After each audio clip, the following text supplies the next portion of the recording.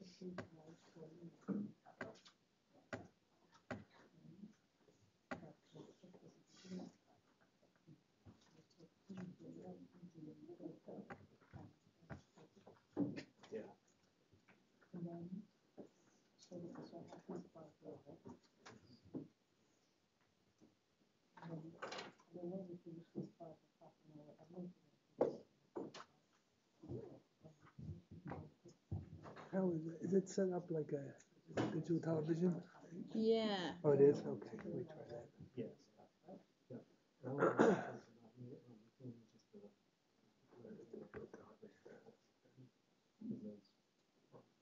There we go.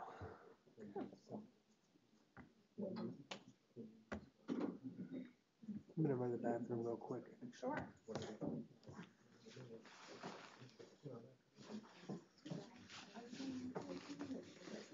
Yeah, it's Michael.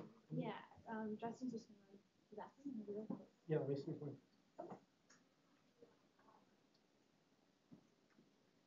We're gonna get started here in about 5 minutes.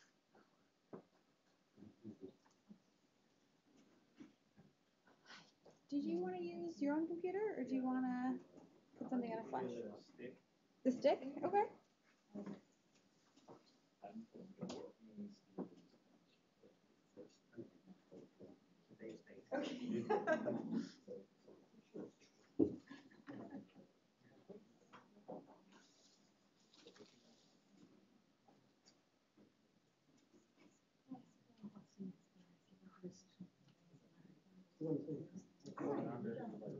Yeah, I used to cut it. Yeah, that I was like, well.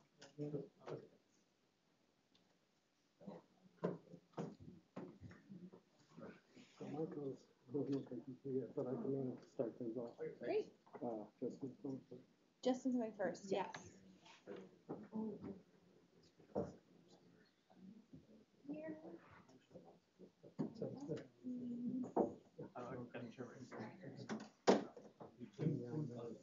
Oh, yes. Yes, sorry.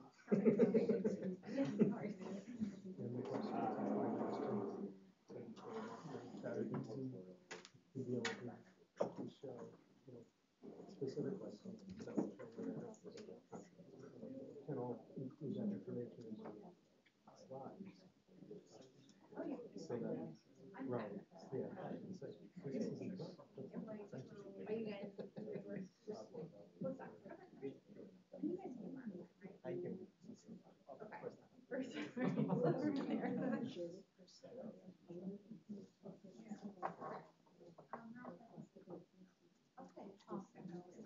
Over there.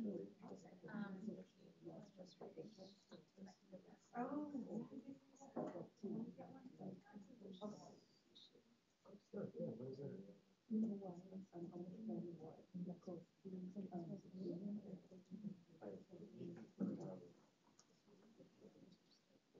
Or you want to keep them consistent. Because you want to relate to other programs. Yeah. Yeah, so remind you, can you send me your questions? No, that they need to show. Or, yeah, that, I'll send, yeah. Rob, whenever you're So ready. like,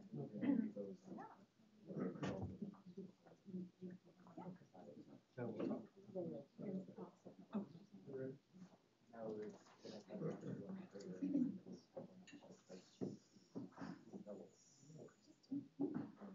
All right, I guess we'll go ahead and start if everybody's ready. So my name is Rob Vinson, MITC grant, and we're here today to hear some updates from the projects that were funded through MITC grant, focusing on ocean acidification. And did everybody? So I assume everybody got the email with the talks that will take place today. So I guess we're just interested in seeing how things are coming along, some results to date, and any issues that have been encountered and things like that. So just updates. So I guess we're going to start with Justin Reese from Northeastern University. Rob, just a little more information. Yeah. How long are these projects and what stage is it right now? They're 2-year funding, and this is the second year. For some. For For some, some. and So then for some the- of them are in the first year. So the first 3 are in their second year, and the next 3 are in their first year. Yeah. Right. So I'm going to talk today about just kind of a state of the research on the project that we're conducting to investigate the impacts of CO2-induced acidification on commercially important New England mollusks. So just a little refresh on ocean acidification. Everyone's probably aware, but so CO2 has been fluctuating between about 200 and 300 parts per million over the last approximately million years. With the advent of the Industrial Revolution, CO2 took a big jump up to about 400 parts per million. We started to liberate all that CO2 from the geologic strata. And by the year 2100, it's predicted to go up to between 700 and 900 parts per million. So substantial deviation from the baseline fluctuations between 200 and 300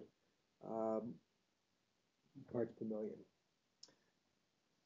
So a lot of that CO2 obviously ends up in the atmosphere, and about half of it ends up ultimately in the ocean, where it forms carbonic acid and releases protons, which ultimately reduce the carbonate ion concentration of seawater, which is the substrate that organisms use to build their calcareous shells and skeletons.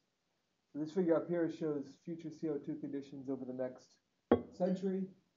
It's different, really economic, socioeconomic models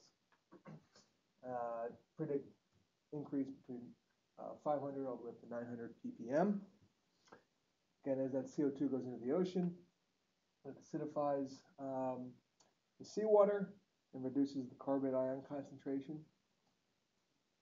Southern Ocean is expected to be particularly hard hit due to the cold temperatures, the circulation patterns in that area, and predicts that the Southern Ocean will actually become undersaturated with respect to the Aragonite mineral sometime between 2070 and 2100.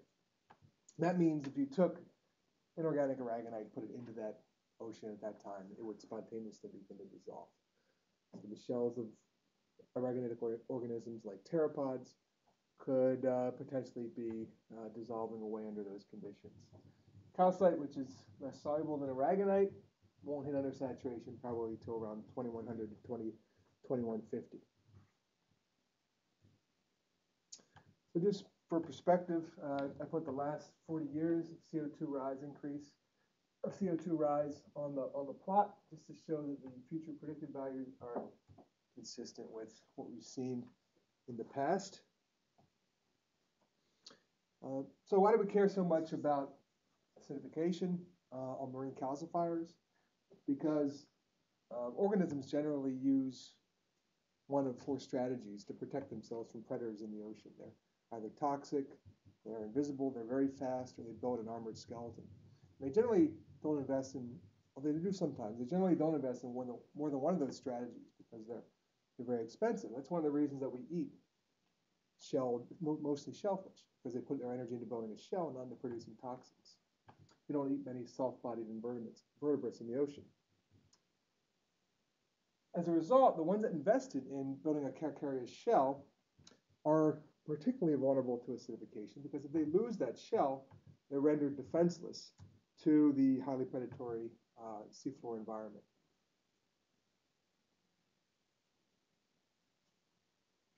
Examples of how organisms use their shells. Here's a Mercenaria clam, quahog, common clam used in New England clam chowder, using its shell to protect itself from being pried open by a blue crab.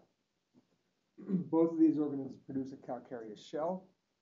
Crab's high magnesium calcite, the quahog is a combination of aragonite and calcite, and they could each be potentially affected by CO2-induced acidification. So we're kind of interested in understanding how acidification is impacting bivalves in particular, and how it's going to affect their response to predators in a high CO2 environment. So we have kind of 4 mini projects that have evolved out of the larger study, which is titled Looking at Impacts of Acidification on Commercially Important Mollusks Across Life Stages. The first one is to just look at the impact of acidification on calcification rates of the organisms, a sampling of mollusks. We looked at limpets and eastern oysters to do this. We also wanted to look at not just on calcification rates, but on actual shell structure of the organisms. How does the crystal habits change? How does the arrangement of the crystals change under high CO2 conditions? Maybe they can continue producing a shell, but does the arrangement of the crystals change the functional morphology of that shell? We also started to look at the impact of acidification on the dissolution kinetics of shells. So a lot of research is focused on calcification, that side of the calcification equation, but there's also inorganic dissolution that's constantly occurring on all calcareous substrates in the ocean. We wanted to see how the dissolution side of the calcification equation is impacted. And then last, the last project that really was not originally proposed, but kind of grew out of some tinkering around in the lab, was developing methods for characterizing the carbonate chemistry of the actual fluid that the mollusks are producing their shells from. And specifically looking at the pH and DIC of that fluid and using those parameters to calculate the entire carbonate chemistry of that fluid and investigate how that fluid is responding to acidification. So we did the work up at Northeastern's Marine Science Center, up in the bunker up there. We have a 72-tank experimental acidification array. We can control salinity, temperature, pH, light, high experimental replication. That's where we conducted the experiments. The first set of experiments just looking at calcification responses. We looked at an adult limpet and we compared it to a juvenile limpet. And what we saw was that the adult limpet had this surprising parabolic response to acidification, where increasing CO2 actually enhanced calcification, except under extreme conditions it began to decline. When we looked at juvenile representatives of that same species, we saw a much more negative response to acidification. Decreasing saturation state, of course, driven by increasing CO2. So this suggested that the limpets, the juvenile specimens were more vulnerable to acidification than the adults. So we repeated the experiment on oysters to see if the trends held. But for the oysters, we saw the opposite. Oysters had a more negative response as adults and seemed to be more resilient as juveniles. There doesn't seem to be any hard and fast rules about whether juveniles are more vulnerable than their adult counterparts. Seems to vary among species. So the next part of the project, we looked at impacts on shell structure. How do the actual crystal arrangements, the crystal habits change in response to acidification? We looked at those, the shells of those same juvenile lipids from the previous experiment, and we saw a pretty big impact. Under normal conditions, the shell is well formed. Under high CO2 conditions, it looks has an irregular edge. It shows signs of dissolution or at least impaired growth in this slightly kind of almost a mangled skeleton that it was producing, and that was consistent across all the specimens we looked at. The juvenile oysters showed a similar trend. Well-formed skeleton under normal CO2 conditions. Under high CO2, the periostracum, which is that organic layer that they use to protect their shell from the seawater, seems to be delaminating, potentially because the connection between the periostracum and the calcite shell is being dissolved away, causing that organic substrate to delaminate. And then, of course, that creates a feedback because it then renders the shell unprotected by that organic layer, which subjects it to even faster and faster rates of dissolution.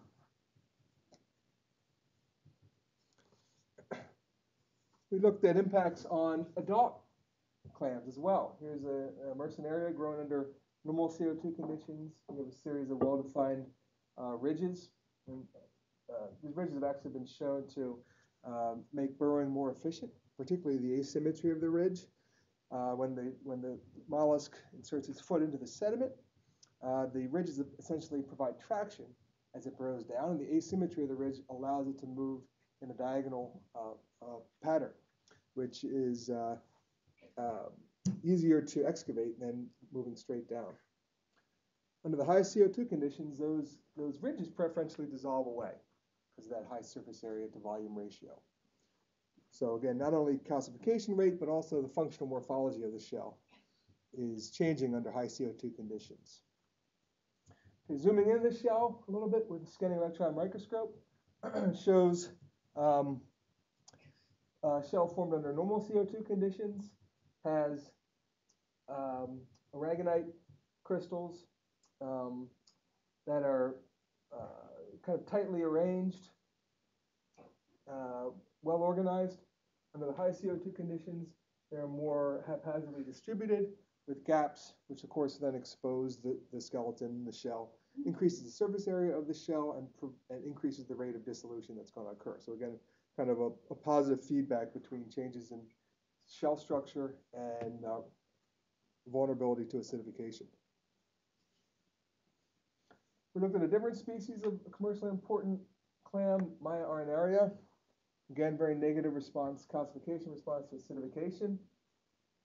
Saw similar trends, relatively well-formed aragonite crystals organized in these small kind of pyramidal shapes.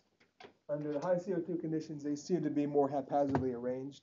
They don't show the same evidence of active dissolution like we saw with the quahogs, but definitely a change in the microstructure of the shell.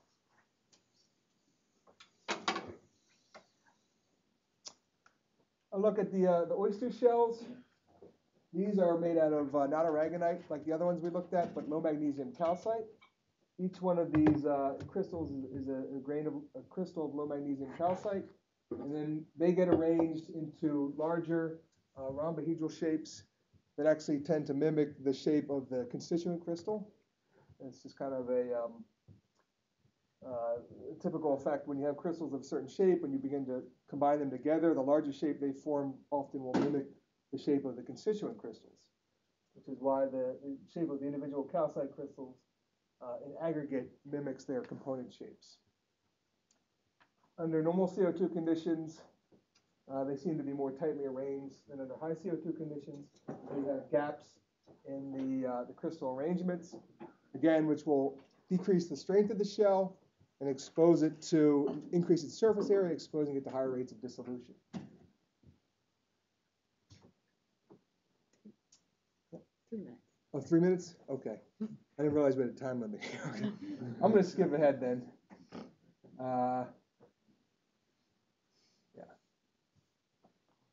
I really had no idea it was so short, but let me skip ahead to what I'm kind of most excited about. All right, so we developed some techniques for really trying to get at the composition of the calcifying fluid of these mollusks, because really we think this is where the rubber hits the road for these types of organisms. How is acidification of the surrounding water impacting the composition of the fluid within that organism? So to do this, we developed a technique where we insert ports into the shell to access the calcifying fluid. And then we use a series of techniques, extractions, syringe extractions, or microelectrode insertions under a microscope. And we do that for specimens that have been maintained under these experimental conditions for several months. And what we saw was very interesting. So here we have a graph of the experimental condition, 400, 800, and about 2,200 microatmosphere CO2. So we have 3 treatments. The solid circles correspond to the seawater conditions, ranging from about 8.0 pH to about 7.6, down to about 7.2 in the 400, 1,000, and 2,200 ppm treatments. And the extracellular fluid of the, even though it shows a scallop, this is actually for oysters, shows that it was decreasing in response to the acidification. So the acidification is impacting the pH of that fluid, causing it to acidify. The offset, however, is notable because unlike most calcifiers, mollusks are not elevating the pH of the calcifying fluid above sea level, above seawater conditions, which is what corals do, which is what foraminifera do, coccolithophores. They've all been shown to do that because that converts all the bicarbonate to CO3 and lets them calcify at a higher rate. So the bivalves are actually calcifying at a pH lower than seawater.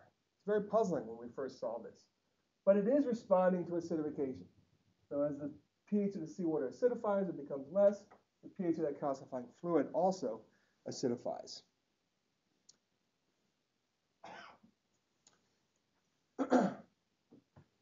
So here's a plot of the pH. We also did that for the dissolved inorganic carbon in that extracellular fluid. Again, seawater levels shown here for the 3 CO2 treatments. We go from about 2,200 to about 2,400 to almost 3,000 micromoles per kilogram of seawater DIC in the seawater. But the DIC in the extracellular fluid is actually higher than seawater and increasing at a much faster rate than seawater DIC is increasing. So in the highest CO2 conditions, the DIC is really building up quite high in the extracellular fluid of these mollusks. And we can use these 2 parameters. We can measure salinity of that fluid as well and combine the salinity measurements to calculate all the other carbonate system parameters in that fluid. And I just want to show, this is a calculation of the calcite saturation state, which is the propensity of that fluid to support calcification. Values greater than 1 favor inorganic precipitation of the mineral. Values less than 1 favor inorganic dissolution, by definition of the saturation state index. Again, open circles represent seawater conditions. So lowest CO2 has high saturation state because you have high carbon ion concentration. Intermediate CO2 has intermediate saturation state. And at the highest CO2 level, about 2,200, actually is undersaturated, favors dissolution of the shell. However, because the DIC is so high in that extracellular fluid, and because they're actually reasonably efficient at maintaining elevated pH despite that high DIC, even though that pH is lower than seawater DIC, so really the combination of the pH and the high DIC actually allows those mollusks, despite major changes in saturation state of the surrounding fluid, to maintain that saturation state in a relatively narrow band over a wide range of PCO2 conditions. So that's how they're able to continue building new shell under this range of high CO2 conditions. But they're losing it on the exterior through dissolution, causing negative dissolution rates. But we know they're producing new shell under these conditions because they record chemical markers we put in the water to mark new growth. And this is how they're doing it, maintaining high DIC coupled with relatively high pH compared to what the pH would be if this level of DIC existed. Seawater would be down around 6.6. So they're really elevating pH quite a bit, even though in a vacuum, the pH looks low. But it is important to note that as acidification kind of approaches the 2,000 to 3,000 microatmosphere level, the saturation states do begin to approach unity, which is the point when the shells will start to dissolve. So this mechanism is not, does not provide complete resistance to acidification, just allows them to maintain calcification rates under moderate acidification, but then it's vulnerable under elevated super high CO2 levels. And of course, dissolution is occurring all the time on the outside of the shell, resulting in more negative net calcification rates that we observe. Okay. I know I went over my time. Yeah, no, it's okay. I just want to make sure there's time for questions. So the obvious question, based on how you introduce this, is what's happening to the meat inside these commercially important organisms as they're building, spending so much energy building the shells as dissolving? We're still, the meat takes longer to measure than the shell. So we're still in the process of characterizing that. We've kind of taken it a step further, where we're actually looking at differential gene expression and other genomic processes like DNA methylation under conditions where they seem to be putting a lot of energy into controlling the chemistry of that fluid. So hopefully we're going to have not only the response to the tissue, but also the mechanisms leading to that regulation from the metatranscriptomic analysis. But we don't have the data for that. I can't answer. And have you held any for a decent amount of time to see are they dying at a higher rate? No, it doesn't affect the survival rates. Yeah, but they're pretty hardy, and that doesn't mean they're not being impacted. So we anecdotally we can see a response in the tissues. I just don't have the hard numbers to tell you what the tissue responses are. So in the beginning, you were talking about differences in responses of adults and juveniles. So this set of measurements was on adults. Yeah. And how do you think that's going to translate into what the juveniles are doing? Do you think they're still going to be maintaining that cell site saturation state, or does that drop off sooner? We haven't looked at the juveniles yet. That's kind of the upcoming project we're gonna start looking at. My suspicion, though, I think that this elevated DIC is just a passive response. I think they're just respiring. Maybe they're putting more energy into pH regulation that's causing them to respire more at a higher rate, which is causing DIC levels to build up. So it's almost kind of a fortuitous thing. It gives them more carbon to work with if they can get it in the form that they need it. But then they have to work harder to manipulate the pH of that fluid. So I don't think they're, I don't know this for certain, but my intuition tells me they're not actively elevating DIC to combat the effects of acidification. It's just a byproduct. But it's the pH that they're really having to work with to convert that DIC to a form they can use in shell building. Whether the juveniles can do that as efficiently, it's hard to know. But I wouldn't see why they wouldn't be able to. The calcification data really suggests that the juveniles are not universally more vulnerable to acidification. Like the oysters, they were more susceptible. And there's all those hatchery cases out in Washington where they were actually closing juveniles. It's assumed to be plus. So maybe there's some point at which energetic levels will go. Yeah, that hatchery is really anecdotal. That work is really anecdotal and wasn't done in a controlled way.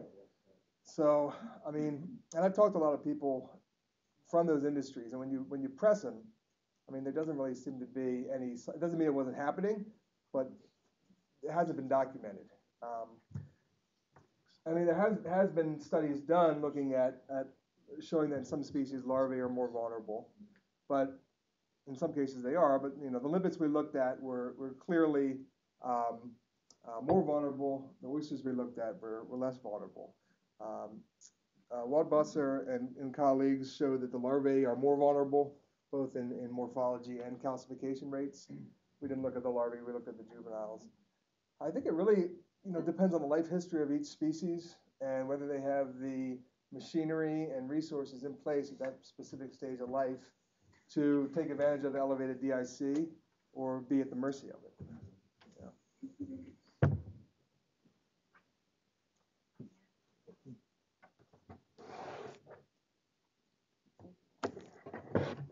Sorry, I wasn't more. Didn't remind you about the time. Scott, do you have a preference for reminders in terms of do you want a 5 minute? Or? Yes, please. Okay.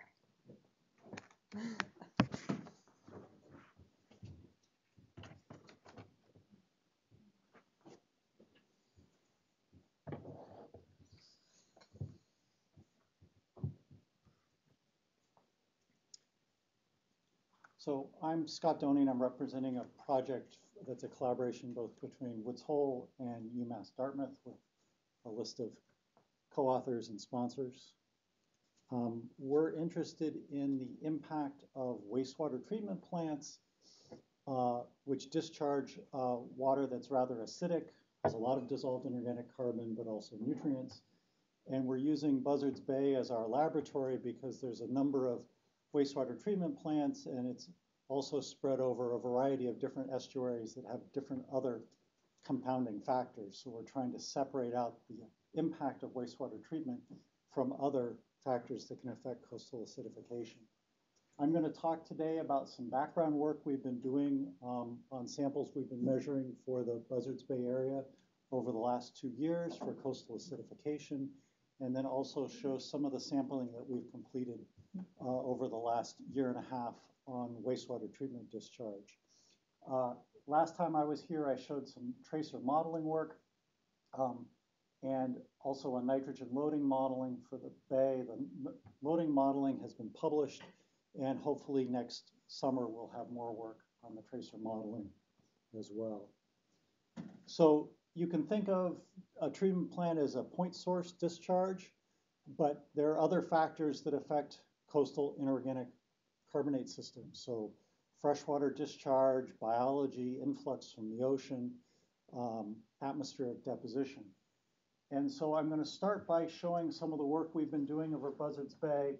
The black dots are part of the Buzzards Bay Coalition sampling network. So this is now a multi-decade, primarily summer sampling of water quality. We were able to, with some other funding, add sampling at the red triangles of inorganic carbon species, and we've done this now over 2 years for Wareham and New Bedford, which are our 2 wastewater treatment plants that we're focused on, but also several other sites around the bay that provide a contrast between the sites with the wastewater treatment program. So this is the seasonal cycle now with 2 years of data. I'm showing New Bedford Harbor in the top row and the Wareham River in the bottom. The coding here is that the little gray boxes are our site in the middle of the bay. So we have an open ocean or an open coastal ocean site that's sort of the saltwater ocean end member. For each of these sites, we have an outer harbor, which is the open circle, and then an inner harbor, which is the black circle. So I've added the Buzzards Bay central site on all of the graphs for context. So if you look at New Bedford Harbor, alkalinity on the left, dissolved inorganic carbon on the right, what you see is that there's a subtle seasonal cycle in both alkalinity and DIC with higher values during the winter and spring, lower values during the summer. The outer harbor sites for New Bedford generally match that, though there's a larger decrease during the summer. uh, in both DIC and alkalinity. And then the inner harbor sites are lower as well. When you get to the Wareham River, it's a much more freshwater in-member system. Both DIC and alkalinity are considerably reduced, and you don't see a substantial seasonal cycle, or not a clear one. There is some year-to-year variability. 2 years was all we were able to get for funding. This is a pretty labor-intensive sampling project. Turning now to putting that into some context, we're trying to now, this is now all of the data from all of our sites over the 2 years. This is now plotted versus salinity. One of the major factors obviously affecting both DIC and alkalinity in these coastal environments is freshwater dilution. So you have a low DIC, low alkalinity in-member that's mixing with a saltwater in-member. If you had just conservative mixing, they would fall along a perfect dilution line. The dilution line, you're going to see deviations for a couple of reasons. One is that the in-member is going to vary. You know, we have different estuaries that have different in-member compositions, but we also have biological, biogeochemical processes, including the wastewater treatment plants, that are going to cause deviations away from that dilution line. Two things to notice on here is at the ocean in-member, alkalinity is considerably higher than DIC, so the water has a relatively high amount of carbonate because of the high alkalinity. As you move down towards the in-member, at roughly about 10 units salinity, you have a crossover point where the freshwater in-member is actually quite acidic. The DIC is larger than the alkalinity. So some of the signal we're going to see is because of dilution, and some is because you have this DIC, this elevated DIC in-member, a more acidic in-member than the open ocean.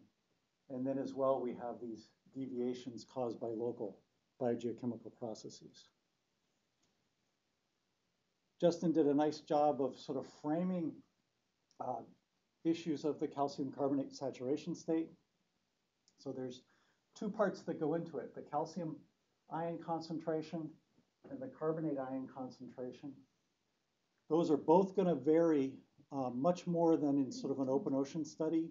In an open ocean study, you're primarily concerned about the carbonate ion. But as you go into freshwater systems, you also have to worry about the freshwater in-member for calcium and dilution, which will reduce both of those as you get into a freshwater in-member.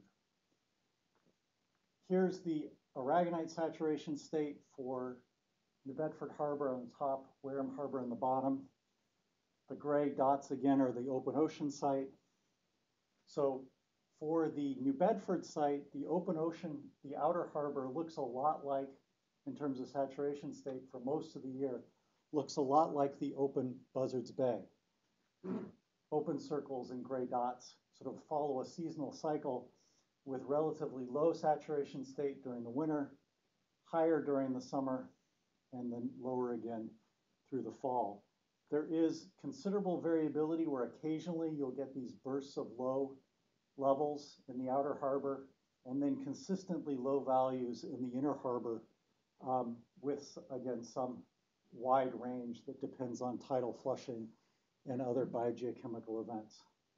At the Wareham River, consistently low values throughout the year, right around the saturation state or below that. Just to remind you, the thermodynamic diagram, this is for simple seawater, that carbonate ion increases with alkalinity, decreases with DIC, and roughly when you're in mostly seawater, it's the alkalinity DIC difference that approximates the carbonate ion concentration. So we can look at dilution effects.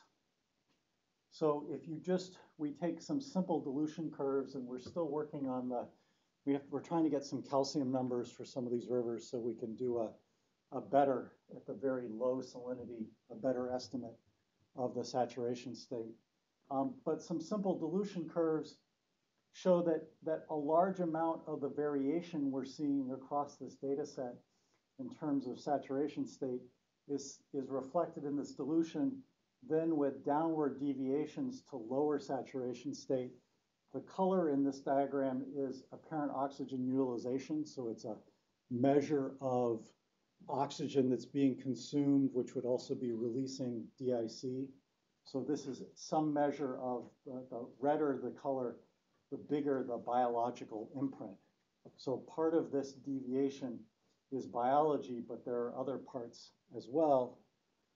One of the other parts is temperature. There's a fairly strong thermal response between winter temperatures shown here in yellow versus winter in blue, summer is in yellow. This is now saturation state plotted versus AOU, and you see the bands of, say, summer, where you get high saturation state at low negative AOU and lower values at higher AOU. As you move into the estuary, you're getting higher AOU, you're also getting lower salinity. So one of the things we're trying to tease apart is temperature, AOU, biological signal, and dilution. And so we're still trying to work out how to do that in three-dimensional space, but hopefully we'll have a good visualization the next time we see you. But there's a fairly clear signature as you go into the inner bays of decreasing saturation state. So if you go back to these data points, it's these inner harbor and the Wareham where you have more freshwater, more biological signature, and then this sort of increase in the summer, the opposite pattern, is primarily thermal. And we're trying to still tease that all apart and should have that done hopefully soon. Digging in more closely, we've done specific sampling right at the wastewater treatment plants, again for Wareham and the two plants at Fairhaven and New Bedford. This is from our nitrogen modeling study, looking at the number of housing units on sewer. That's been going up with time. And that's one of the concerns about the wastewater treatment, is a lot of what used to just be discharged into the groundwater is now being discharged at these point sources. Here's the Wareham treatment plant. These are our long-term sampling sites. So we're upriver. We have a sampling grid through this red band around the treatment plant. We've done this for summer and winter. This is a tidally flushed river, so the salinity signal moves back and forth, and we're trying to sample at the same tidal cycle. We've now done this twice for Wareham. The red is summer values, the blue is winter values. So the winter values for nitrate are much higher, both in terms of discharge, because during the winter they aren't required to remove as much nitrogen, and then also in the river itself, where you see lower nitrate, both probably because of lower discharge and biological uptake. There's a lot more ammonia during the summer because of biological regeneration. Alkalinity and DIC, we now have 2 seasons. Roughly similar, though it was a lower salinity period during the summer because of more freshwater flushing. The discharge values were pretty similar. In terms of saturation state, this is the dilution curve. So here's our long-term sampling in purple and orange. Here's the sampling right at the wastewater treatment plant, and you see some indication of the discharge elevating values around the plant above the long-term background. And this is, again, where we're trying to work on refining what the best freshwater member is to figure out what the appropriate dilution curve is to see what the impact of the wastewater treatment. That's where modeling is going to come in very important. And then finally, the saturation state.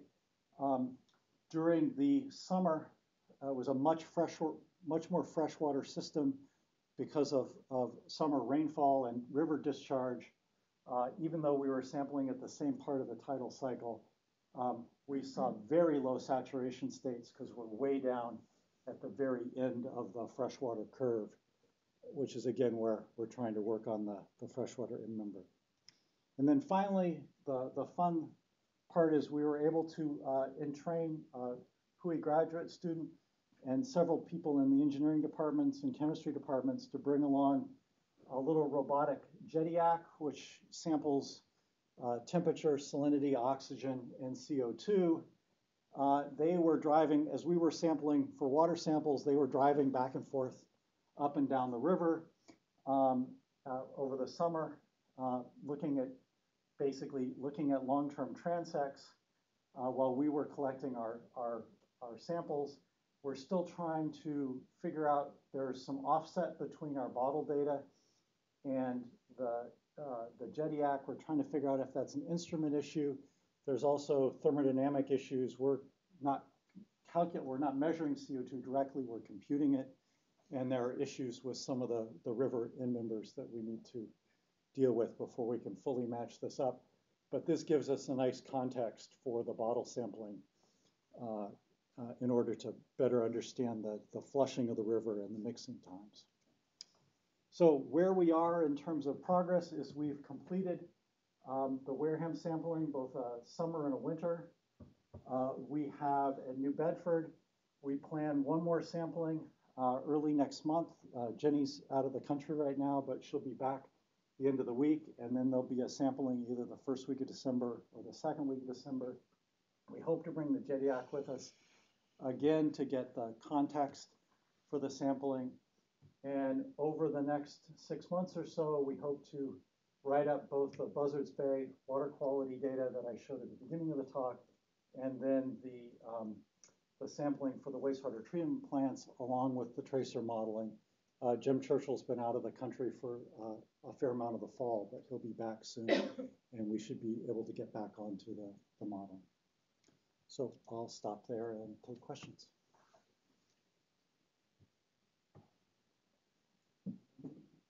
Is there any feedback to the people that are running the waste treatment? So they have been really great so far. We've been collecting samples from them, getting information on their exact what they're doing for processing, what their values. They have to make measurements as well of what they're discharging. So we're planning on reporting back to them. But the other is we are working closely with the Buzzards Bay Coalition, which is our sort of conduit not just to the wastewater treatment plants, but to the local towns and also the state. So they're a partner in this, and they've been actually, for example, all those Buzzards Bay Coalition samples we're on a Buzzards Bay Coalition boat. We're working with them. So that's our vehicle for taking that information back to the users and stakeholders. Yeah. Sort of a question for the first two speakers. Do you think the work is advanced enough that you could start connecting to research? For instance, you have a well-defined, or getting more and more well-defined environment. You have well-defined environmental effects, morphology and physiology. You now start looking at the mollusks within that bay and interpreting them with respect to the results of the lab studies. So where we'd like to end up with the tracer is well, both with the data and the tracer, is basically mapping out, overlaying on the existing shellfish resources for the bay, which has been very well documented by the Buzzards Bay Estuarine Program, is what the water conditions are and what the impact of these different source waters are. So that's really one of the goals of the tracer work, is to provide that context. Somebody else would then have to go out and collect samples and see if there were biological effects and differential biological effects dependent upon what we're seeing in the chemistry modeling. But that would be a great follow-on project. Yeah, I wait with bated breath for these types of studies, because I'm constantly fighting reviewers who are telling me that I'm using PCO2 levels that are unrealistically high, when I know in estuaries they're not. In fact, they're low compared to places like Chesapeake Bay at seasonal overturning. So I actually keep a database, and I just add all these types of studies to them, because they allow me to extend the PCO2 of interest, that range higher and higher, which I think is important. was trying to see if I had the shellfish map, but I'll put that in for the. I mean, can you say historically, like, you know, at one point, I bet you these harbors were a lot more acidic when people were just dumping things in the water. So can you look at shells Well, down through like a number of decades and see how the morphology? yeah, That what would you really would what you would need is either what you need is sort of a midden, which would have a layered where you could then look at shells, or a museum collection. We don't have a dated collection of shells, but there are some places that have that kind of time, longitudinal study. And even archaeological sites. Well, that's the middens, is the archaeological sites. Yeah, so you attributed the increase in the IC in the summer to biological sources, right? Isn't that correct? Are those are microbes? Or do you have any idea what type they are? Or? So some of them is basically phytoplankton that have grown, pulled CO2 out of the atmosphere and then die, and you get these respiration events. Okay. So you get periods of low oxygen that are associated with the relics of a productivity event. So it's. So they were doing their job sucking up the CO2, but then when they die, yes, they're a problem. Right. Well, they're not. This is one of the big problems of eutrophication is you add a lot of nutrients to these bays, you get a hyper explosion of biology that then, when the biology ends, you suck up the oxygen. And it looks like I'm off the stage. One last question about your end product. Are you going to model all of Buzzards Bay? You say you did a tracer study. Is the tracer coming out of the wastewater facilities and just going to be in these bays, or is it going to be the entire Buzzards Bay? We're using FECOM, so we, in theory, have the whole bay, but do you have enough information? We don't have enough information to model the whole bay, so we're doing basically tracer release studies. For Wareham, we're trying to see how much of that signal gets out of the river into the sort of upper part of the bay, and on what time scale. So it's a few days to weeks for material to sort of disperse out of the river. So we're only going to run it out that far. So each of the wastewater treatment plants will have a relatively small footprint. We're not trying to do the whole bay right now. That would be a bigger project. Thanks.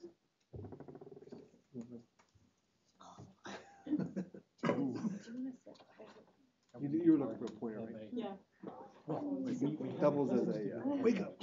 Doing the modeling, and then the thing I'm going to talk about. We have Christine San Antonio representing Robin Hannigan. Thanks. So I'm Christine. I'm a PhD student at UMass Boston, working with Robin and my co-advisor Michael on this project. So I'm going to take you through just a little bit of background info that'll be key. I'm going to skim through some of our preliminary stuff that I talked about last time, and then I'll jump right into our most recent experiment and what we're working on now. So recall, a lobster shell is not entirely mineral. It's mostly made of chitin, with the calcite and carbonate apatite minerals interspersed within there. There are three main layers: the outer epicuticle, which is calcite rich, the exocuticle, and the endocuticle, which abuts the hemolymph within the lobster. This confusing graphic I will explain in a bit more detail later on, but you can see this green layer on top being the calcite on the outside, and this, a pore canal, is lined with the purple. That is the carbonate apatite. And I will explain a bit more about their importance, but they do play a key role in protecting the lobster from bacterial intrusion. So part of our work is not only looking at these stressors of acidification and warming waters on shell development, we want to link this to shell disease. So this has become a pretty big problem for the fishery over the past few decades since it was first noted in '97, Long Island Sound. I know this figure is a little old, from 2004, but as early as 2004, they were noticing it as far north as Cape Ann, and it is shifting northward with the warming temperatures as the lobster populations also shift. Studies that have looked at natural inception of the lesions have found primarily bacterial colonies around these cetal pits and pores, You can see in this paper they have SEM images of the bacteria themselves. The idea being that these areas are more exposed to the external environment and more susceptible to bacterial taking a foothold. So skimming briefly through what we did previously, I've talked a little bit about this in the past. We did a preliminary study looking at juvenile lobsters crossing 2 pHs with 2 temperatures. This experiment was cut short due to high mortality, and that was primarily due to our housing setup, which we have since rectified. But it did give us the opportunity to develop some nice techniques for comparing mineralogy in the shells across treatments. And we were also able to build our own reference transcriptome that we're able to use to look at differential gene expression. The mineralogy we were able to look at using EDS analysis and getting a qualitative impression. These are spectral maps of elements of interest. Here we have calcium and magnesium. And these are the cross-sections of the shells from 2 different treatments. This gives a qualitative impression of distribution density of those elements. And then we are also able to get a semi-quantitative weight % value for those elements as well. And when we did a look at how that compared between the 2 based on size, there didn't really seem to be much difference for the control, but in the multi-stressor treatment, we were seeing the smaller lobsters having less weight % calcium. For the gene expression stuff, we initially have only looked at genes related to biomineralization and chitin production in the shell. These 2 are key for the calcification process, and compared with control, both the low pH and multi-stressor treatment were being upregulated. We were seeing the same trend with the cuticle protein genes and the chitinase genes especially. Every single one that we were looking at, except this one, had upregulation in the multi-stressor, suggesting there's some interaction effect of pH and temperature going on. And just briefly, as I mentioned, it wasn't long enough for us to see differences in growth or really even enough lesion formation for us to compare between treatments. But we were able to see some observations of that. This is a controlled juvenile under SCM with a healthy shell. And then we're looking at samples from the multi-stressor treatment with evidence of lesion formation and pitting and bacterial presence around those cetal pits. So we've used all of this background information to inform our planning for our most recent experiment and our steps as we move forward with analyses. I just finished this 1 month ago, and it was able to run for 52 days of full treatment conditions. So we were able to expand our treatments to 6, upping the number of pHs to a total of 3, so we can kind of get a better idea of how that trend might be happening with acidification. And we are going to continue moving forward with our comprehensive analyses in these 3 areas, as well as crossing it with growth, sex, and molt stage, and also looking at them within one another. So if we do have evidence of lesions in shell disease, we're not going to just look at the mineralogy and compare between treatments. We're going to look at the mineralogy specifically at the disease site and see what might actually mechanically be going on. Our questions are addressing those 3 areas. So again, the same topics, but we're going to be now looking at specific structure of the crystals, something that Justin brought up a little bit. We're able to do crystallography analyses that will measure the shape and habit of the crystals themselves, and we'll be able to determine whether or not they are being precipitated properly or there's evidence of twinning, which I'll explain a bit more. We're expanding the type of genes that we'll be looking at as well to include those involved with acid-base regulation, as well as the prophenyloxidase defense system. And again, looking at disease and how these are potential covariates. These are the specific genes that we've so far, it's a working list that we've so far thought about including. We do also expect to see upregulation like we did in our preliminary work of those shell formation genes. So I mentioned those minerals in the beginning. They play a really important role in protecting the lobster from bacteria. The calcite, which lines the outer epicuticle, it slowly solubilizes out of the shell and creates this strong alkaline buffer barrier, which is up here, a pH of about 9, and that inhibits bacteria from accumulating and establishing a pH gradient to get a foothold. The pore canals in cetal pits, however, are lined with carbonate apatite. These are more acid resistant than calcite, and where that tight, narrow canal could, allow for hydrogen ions to establish that pH gradient, the carbonate apatite plays a key role. So we know this. This is how lobsters produce their shells. So why are we seeing disease in those specific areas naturally occurring? Is there actually a break there? Is it because something is interfering with the natural acid-base regulation and production of those minerals, or is it an external force like acidification and temperature that's causing this? We do know that warming waters are inversely correlated to hemolymph pH, so this is all stuff that we're hoping to look at as we consider the biological implications of our work. So I mentioned crystallography. With our juveniles from this most recent experiment, they're a bit older and their shell is a bit more developed, so we're starting to see larger layers and evidence of discrete crystals that we can get a close look at, and for fun do point EBS just to say there's a lot of calcium there. And we can actually measure the angles of these crystals using imaging software and the orientation of the shape to determine the type of mineral that it is. I also want to point out, I take that away, that this has two peaks up here, and that is twinning. That is not what you want to see in a happy crystal. This happens when the lobster or whatever the organism is being stressed and it can't allocate the proper resources to producing the right structurally sound crystal. This, as I pointed out, is a calcite crystal.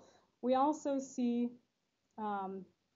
suspected carbonate apatite, which up there on the left is more hexagonal in shape. It doesn't twin as calcite does. On the bottom, this sort of blankety area is, we believe, amorphous calcium carbonate with calcite coming out. We did a quick look at how many twins were seen in that image that I zoomed in on and how they were distributed based on size, and it appeared that they didn't start to twin until they reached a certain size. So what is happening at that stage? Again, all stuff we want to look at. This is a twin with a nested twin in between two faces, and here it's hard to see, but there's two ridges right here that is sort of like a butterfly twinning. These are both inclined axis twins. So like I said, we just finished a month ago. I've only been able to get some lobsters on the SEM from the control and from the lowest pH high temperature treatment, and these are all from that multi-stressor treatment. We start to see what may be a lesion, some sort of foreign organisms growing around pits and cetal hairs, and this stuff, which to me looks a little bit fungal in nature. We're working with our resident microbial ecologist to do some simple tests to determine whether or not they're bacteria, known bacteria, or perhaps an artifact of the method we use to prep for SEM. And if it's neither of those, maybe it's fungal. I welcome ideas, insights. I'd be happy to discuss this after. So just sort of recap everything. These are our stressor conditions, and what we are expecting to see is compromised minerals, altered gene expression. And when we see that, the minerals, this is how it will be evidenced, all of which can result in a diminished antimicrobial buffer boundary. It can also mean a weaker, not so structurally sound, awesome shell. And with the differential gene expression, how might that inhibit the natural acid-base regulation in the hemolymph, which could relate to decreased mineral abundance, as well as the defense system, which could result in undue melanization, all of which is to say, how does this affect or directly impact the severity and incidence of shell disease? Just briefly to emphasize the importance of this, the American lobster fishery is the #1 fishery in the country. It's incredibly important for our local region, and our local region being the Gulf of Maine, it's warming faster than 99% of the rest of the world's oceans. And shell disease is becoming, again, a big problem. So we really want to understand how these stressors are going to add to that and what we can do about it for the fishery. And with that, I'll take questions.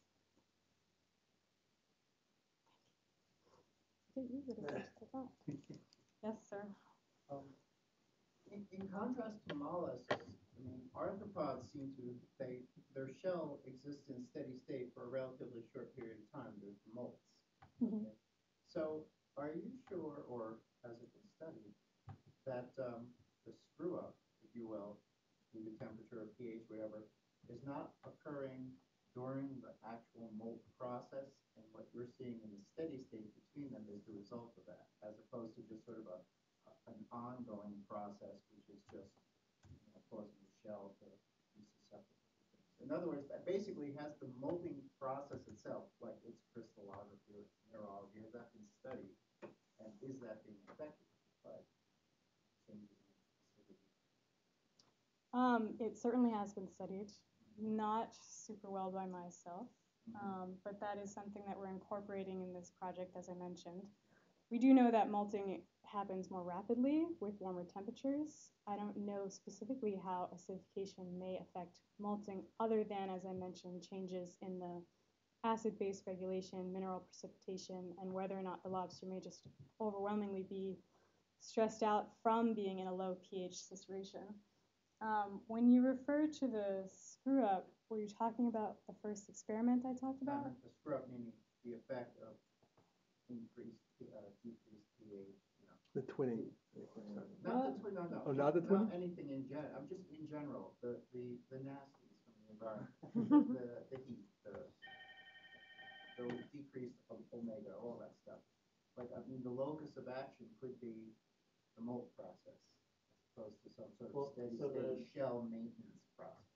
I'm just saying, the two need to be teased out. The shell is a lot more dynamic. It's not just being created during the mold, and then there's the hardening process, and then they're kind of continually throwing stuff up in the shell until they get ready to mold, and then they suck it all back out.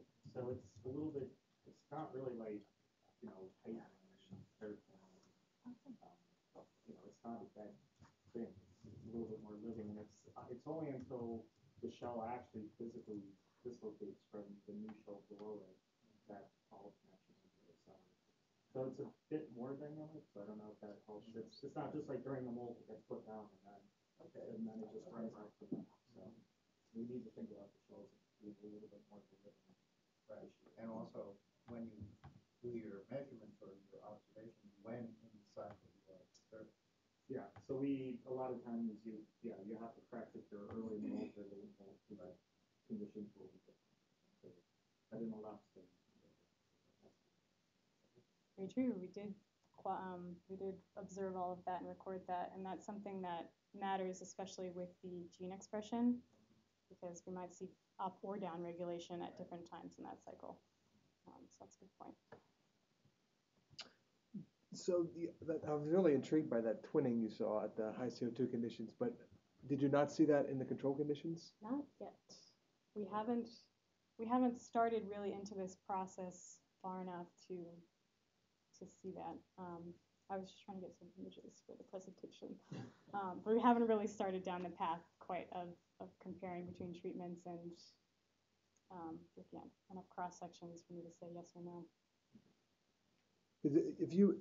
It might even be overkill using the SCM for that, because you could just make polished thin sections in a light microscope, and then all the twin crystals would pop out, because you'd have different refraction patterns at each crystal level. So you could look at every crystal in the shell like in a minute and find all the twins. That is an excellent idea. I like it. Interesting. I haven't thought about that, and I didn't think that or something like that would be a possibility, just because until now we haven't actually been able to see discrete crystals, and that just might be because they were too small or too young. But in the light microscope, everything becomes transparent, so you're no longer, so you're limited by the surface. With a light microscope, you actually get a cross section, and the tissue kind of disappears. You just have to embed it in some type of epoxy. But every crystal in the skeleton will be apparent, and if it's twinned, it'll be half black, half white under polarized light. So it's Excellent. Oh, thank you.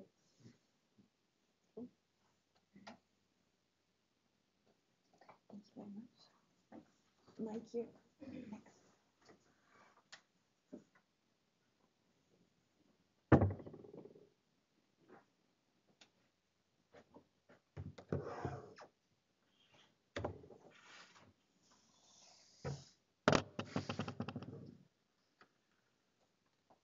I'm gonna leave this up here because Bob is gonna have a presentation as well. Yeah.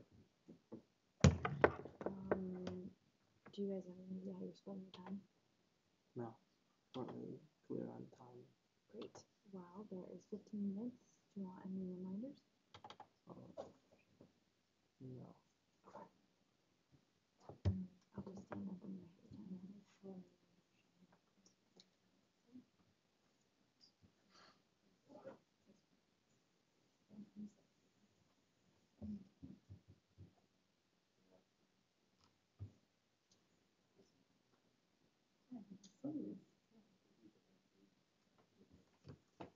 Is it showing? No.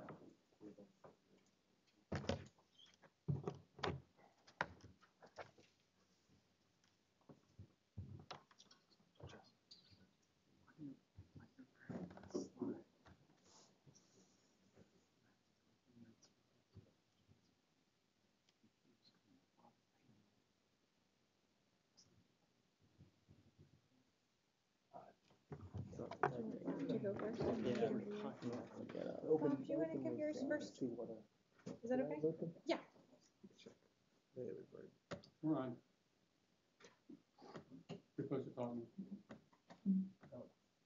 No, my computer's not working right now. So. Yeah, so. Mike was giving the talk, not me, but I wasn't going to come to it. So, but you were giving the talk as part of the Okay. overall. Okay. A little confused.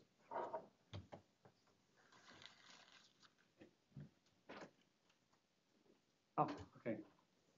I'm going to give you updated progress on the work that's been done by the UMass Dartmouth FUI team on certification. Most of the work's been done by Chen and Hu Wang. Can I see? Yeah, I think the screen is too reflective for the pointers. Myself and everything's hanging. So next.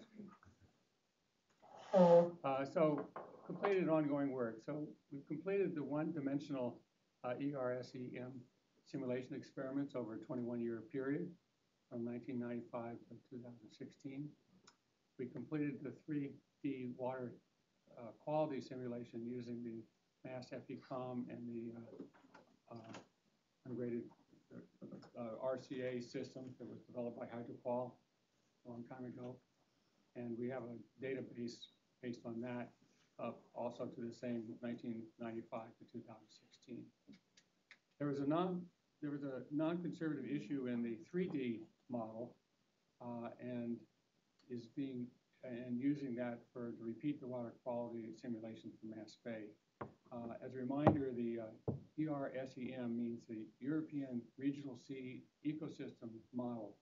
It was developed by the Plymouth Marine Laboratory, and it's been used for FECOM, so it can be just used in FECOM, and that's what we're going ahead for. Next. So I'm going to show you some comparisons this is the 1D. We wanted to make sure we could run it in a 1D situation rather than the 3D to start with. Make sure. So if you look at the map on the left side, there's the buoy A01, and I'll show you some data from that. And there's another station just to the south of that. So the initial conditions here are shown on the right for temperature and salinity. And below are the net heat flux and the shortwave radiance that are used to force the physical model. Okay, next.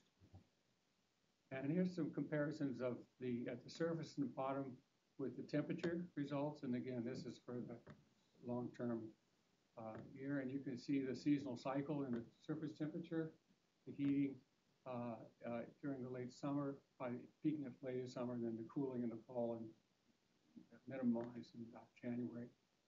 And the dots are the observed. And the bottom is at those stations, and the bottom is temperature. And again, the seasonal cycle for that too. Next. Here's the salinity results. And again, there's a seasonal cycle for these at the surface and also for the bottom.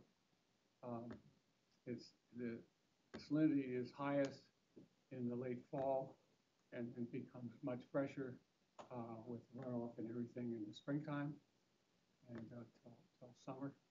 Then it cools off with the overturning. And there's some numbers that are some of the data is way off, but it's basically pretty similar. The next one is the dissolved oxygen. And again, there's a seasonal cycle here with the maximum dissolved oxygen in wintertime, and then in the summertime, it's at the surface. And you can see the same cycle at the bottom too. Again, there's pretty good agreement. Some outliers in the surface for other things, but basically pretty good on the bottom. Next, here's some Taylor diagrams to show the coherence between salinity and temperature on the surface on the left side and on the bottom on the right side. I won't go into detail on these, but we can calculate what the coherence are. Some are higher than others, but they're basically pretty good. The next one. This is for nitrate and ammonia. Ammonia was probably the worst, and nitrate is actually not so bad. The next one. And this is silicate and phosphate. Again, some of these are good and some of them are not as good. This is what it is showing as a plot of the root mean square deviation at the top and the bottom. Next. And this is DO and chlorophyll. Next. Now, this is the 3D simulation for 2016 using the hydroqual model, UG, for an unstructured grid RCA simulation. And these are the sampling spots that were done. And also it's showing the bathymetry, Stellarine Basin in the middle, Stellarine Bank out with higher edge. Next. So here's a comparison for the model and data for temperature at buoy A. Now buoy A was again up in the northern right side, and the temperature is in, I guess it's pink. And then blue is in the middle line, and then at the bottom is at 50 meters. The model is the blue is in 20 meters. And you can see there's pretty good agreement there. Same thing is true in salinity. Again, the salinity gets in the springtime, goes to the lowest and goes to the highest back, just continues building into the winter. Next. This is the same comparison at the various different sites where there were measurements, and you can see the measurements are in dots, and there are different depths here. I can't read them all from here, but some are at the surface, some near the bottom, and you can see that basically where there's dots, there's good agreement. Again, a good. This is all temperature on the left and all salinity on the right. There's good agreement where they can be measured. Next. Here's a DO concentration on the left at the various different sites. And it's high in the wintertime and a lot of aeration, and then goes down towards the end of the summer, end of the fall, summer and fall. And same thing is true on the right side. So we found that the offline code of the 3D ERSEM cannot conserve the volume conservation when the flux are calculated. So we've introduced a new advection scheme to fix this issue.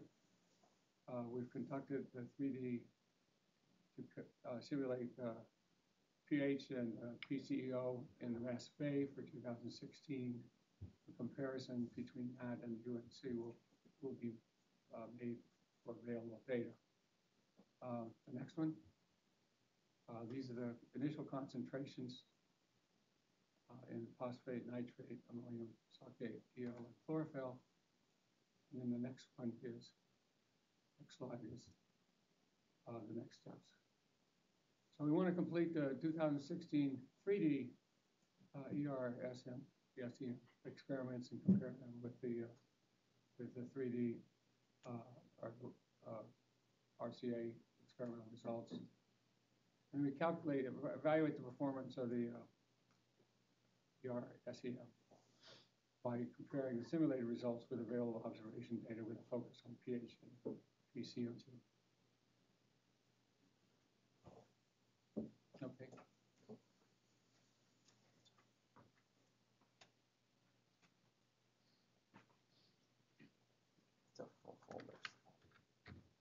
Well, just so I can kind of summarize in my own head, you got the FBCOM, and I know what that does. And so the ERSEM is the module that's helping with the PCO2 and pH. Yes, exactly. And the two didn't speak well together. Yes, So they do. this time, Yeah, the algorithm to make that work. Yeah, when we had a FECOM workshop quite a long time ago, the head of the Plymouth Lab modeling group came over and learned FECOM completely, stayed at Jen's lab for a while. And they were already developing this, and they were already developing this European model. And they had already chosen to use FECOM for their model. There's a bunch of different labs there. And they would meet once a month to talk about FECOM, how to work with it. So they went ahead and did that, and then made sure it fit. And it has lots of parameters. It's not a simple thing. There's like 20 or more parameters. So they're working with that to see how best it fits with what the observations are. And then they'll be doing this. We've already used that model to look at the Mass Bay and how it works, and it already does a much better job than the model that we're using now. FECOM's doing a better job. Yeah, with this. Scott, I imagine this add-on is useful. Yeah, you're going to use also. It would be great to try that in Buzzards Bay because the Europeans have done a lot of work on the North Sea. So they've done a lot of building of the biogeochemistry that we could incorporate and use. So yeah, it'd be great to port that to a version on the south of the coast as well.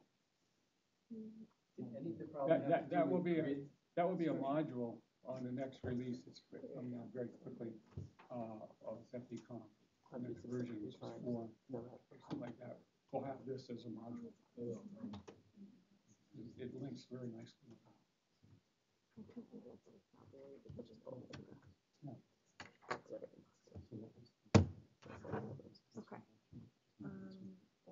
Yeah, that's FECOM has to consider. I'm going to take you to 10 minutes. And I'll give you a 5-minute warning.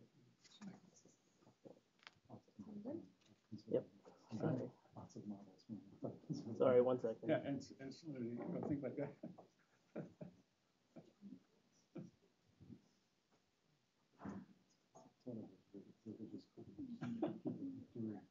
Do not, yeah. Okay. Yeah. So my name is Mike DeFilippo, and just going to give you an update on our part of the project that is more so the data acquisition, and then this part will be flowing into the second part, which is machine learning, and then the modeling, which Bob just explained.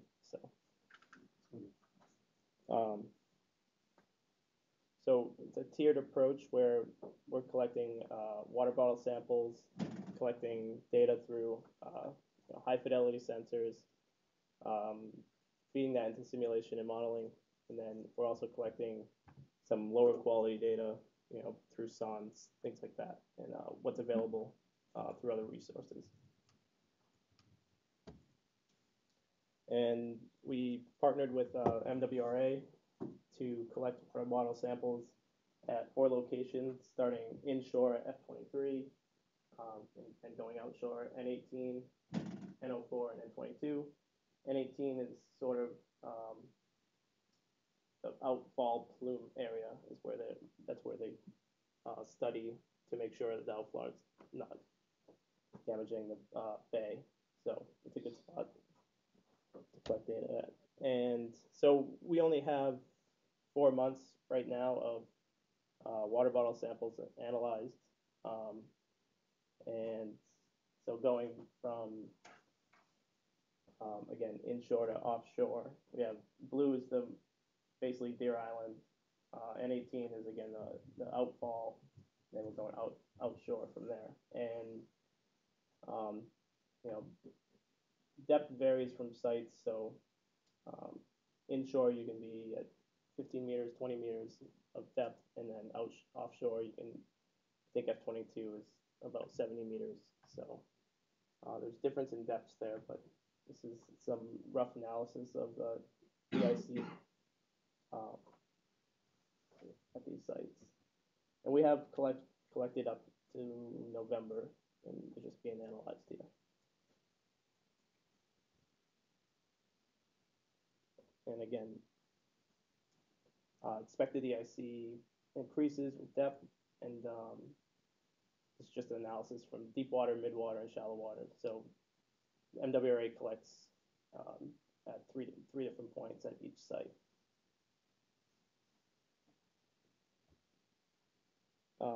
And we're also getting TA analyzed with that. So, and the reason why I pointed out N18 is because we're having slightly higher values at N18. It could be the outfall influence, but I'm not sure yet. This is some preliminary analysis.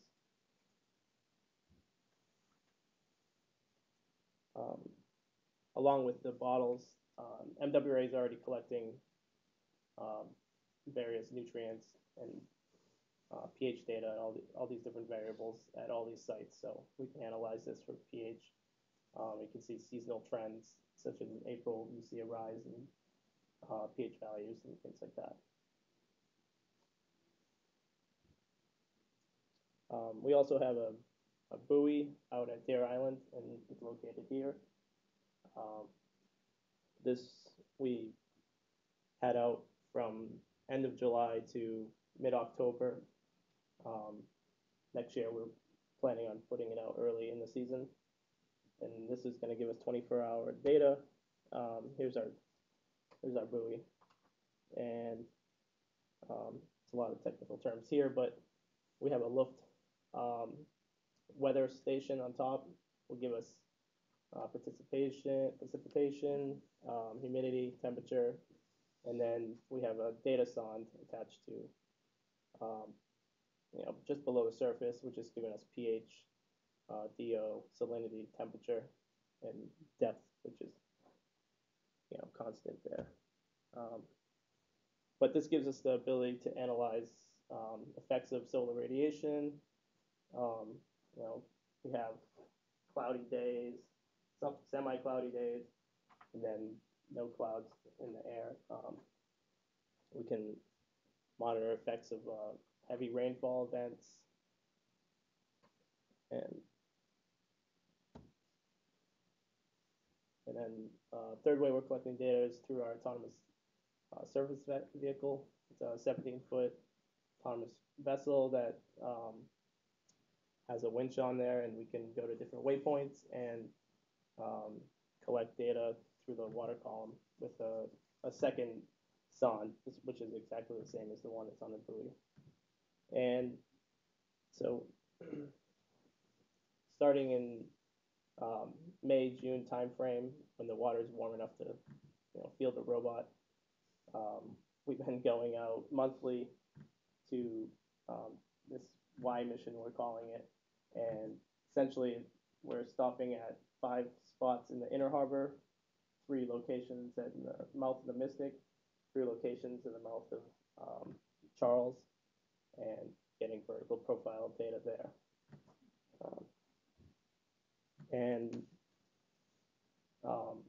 Originally, we were supposed to get some more samples from MWRA around this area for DIC and TA analysis, but they were unable to collect those samples in the harbor. And fortuitously, we through another project, we got a 24-foot Boston whaler donated to us towards the end of the summer. So at the end of into the fall area, we were able to start collecting water bottle samples at these locations while our autonomous vessel was collecting the extra parameters that we need. So it's definitely been a big help to us. And in this area, we have to watch out for large barges, things like that. And also, because it's so heavily trafficked, there's a lot of mixing going on, so we're not sure the effects of this area, what's going on here. So this is just showing some seasonal variations from the data that we've been collecting. You can see, blooms in the July timeframe, June timeframe, and then going back down in October. So, and this is just to highlight, manual casting and robotic casting, getting vertical profiles with the sonde. This is a manual cast due to a issue with our props. We weren't able to go out with our autonomous vessel and get these robotic casts, so we went out and did it ourselves. You can see that at each location, the data is a little more jagged. Here you get a much more uniform set of data. And also it's a little bit harder to keep station, manually. So at least when you're robotically casted, you're at 20x every time. And then our high fidelity oceanographic sensors, we partnered again with MWRA to set these up at Deer Island, which is where our buoy is, just off this location. They generously let us use a metal shed that has access to the water, as you can see. But with that, we had a lot of engineering challenges to deal with here. As you can see, there's support beams that are barnacle encrusted. Water surface is anywhere from 3 feet to the deck to 18 feet below deck. And the sensors that we chose have a maximum operating temperature of 95 degrees, which most likely in a metal shed is probably going to go past that. So we designed over the summer a system and which we would be able to essentially pump water from the surface, no matter where the water line was, into a smaller tank, which could then be pumped into the sensors. And we tested it in the lab and bought all the parts and components.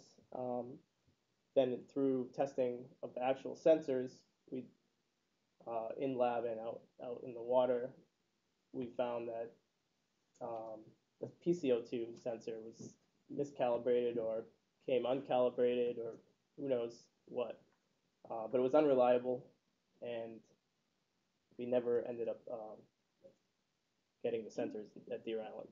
So unfortunately, we don't have that 24/7 data for the pH and PCO2 at that area.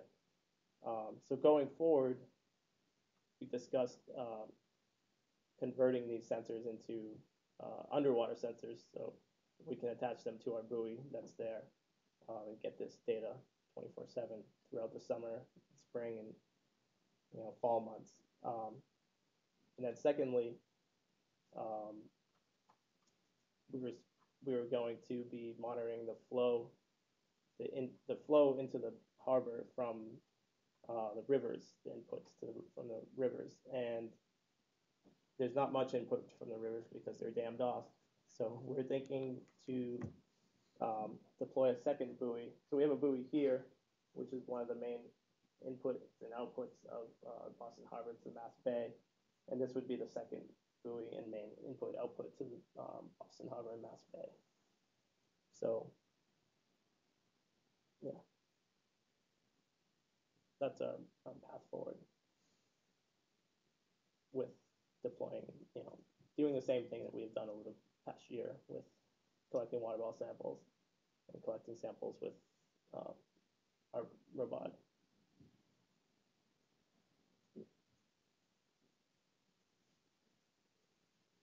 So that's this section, the data acquisition section, if you have any questions on that part.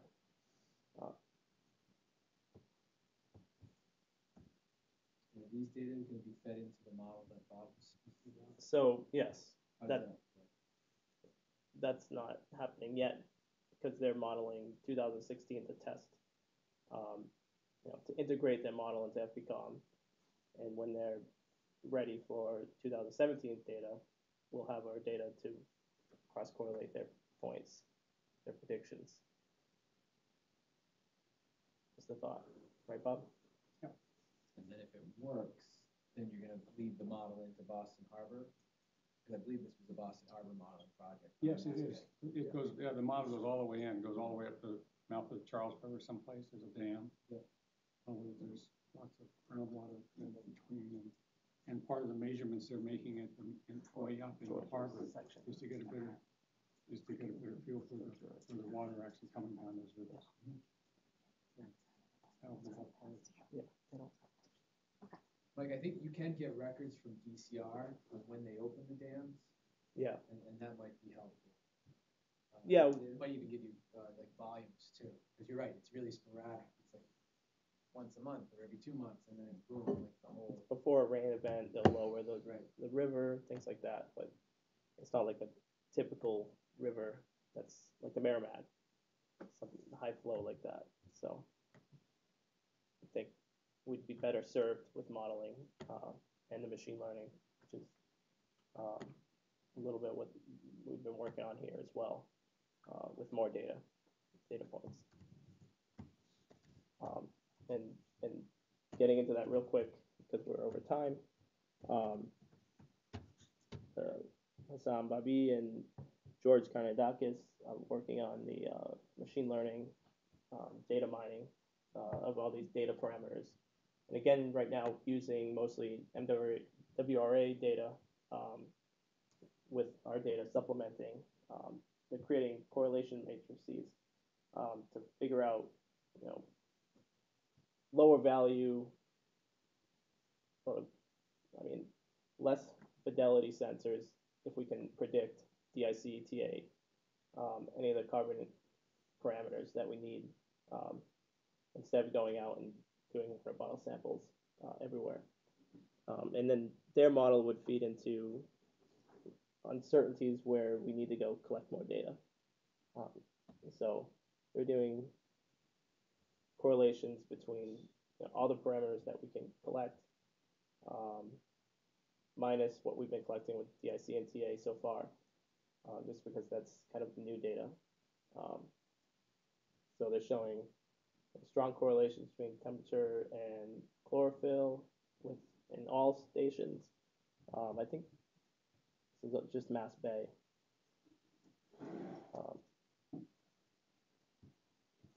Again, strong correlation.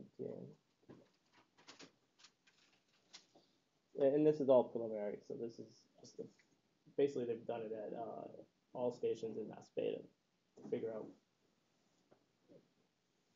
correlation between pH and temperature and et cetera. So.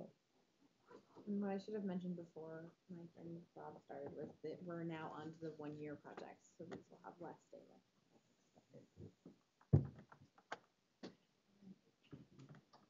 Do you need this?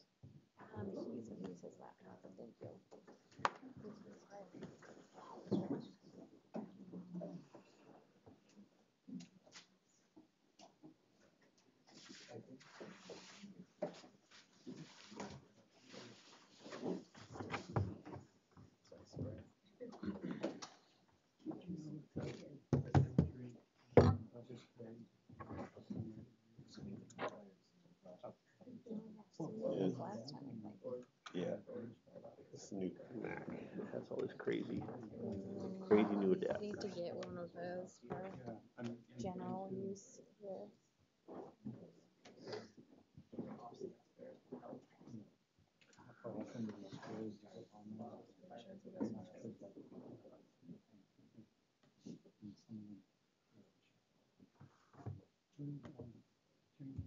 Okay,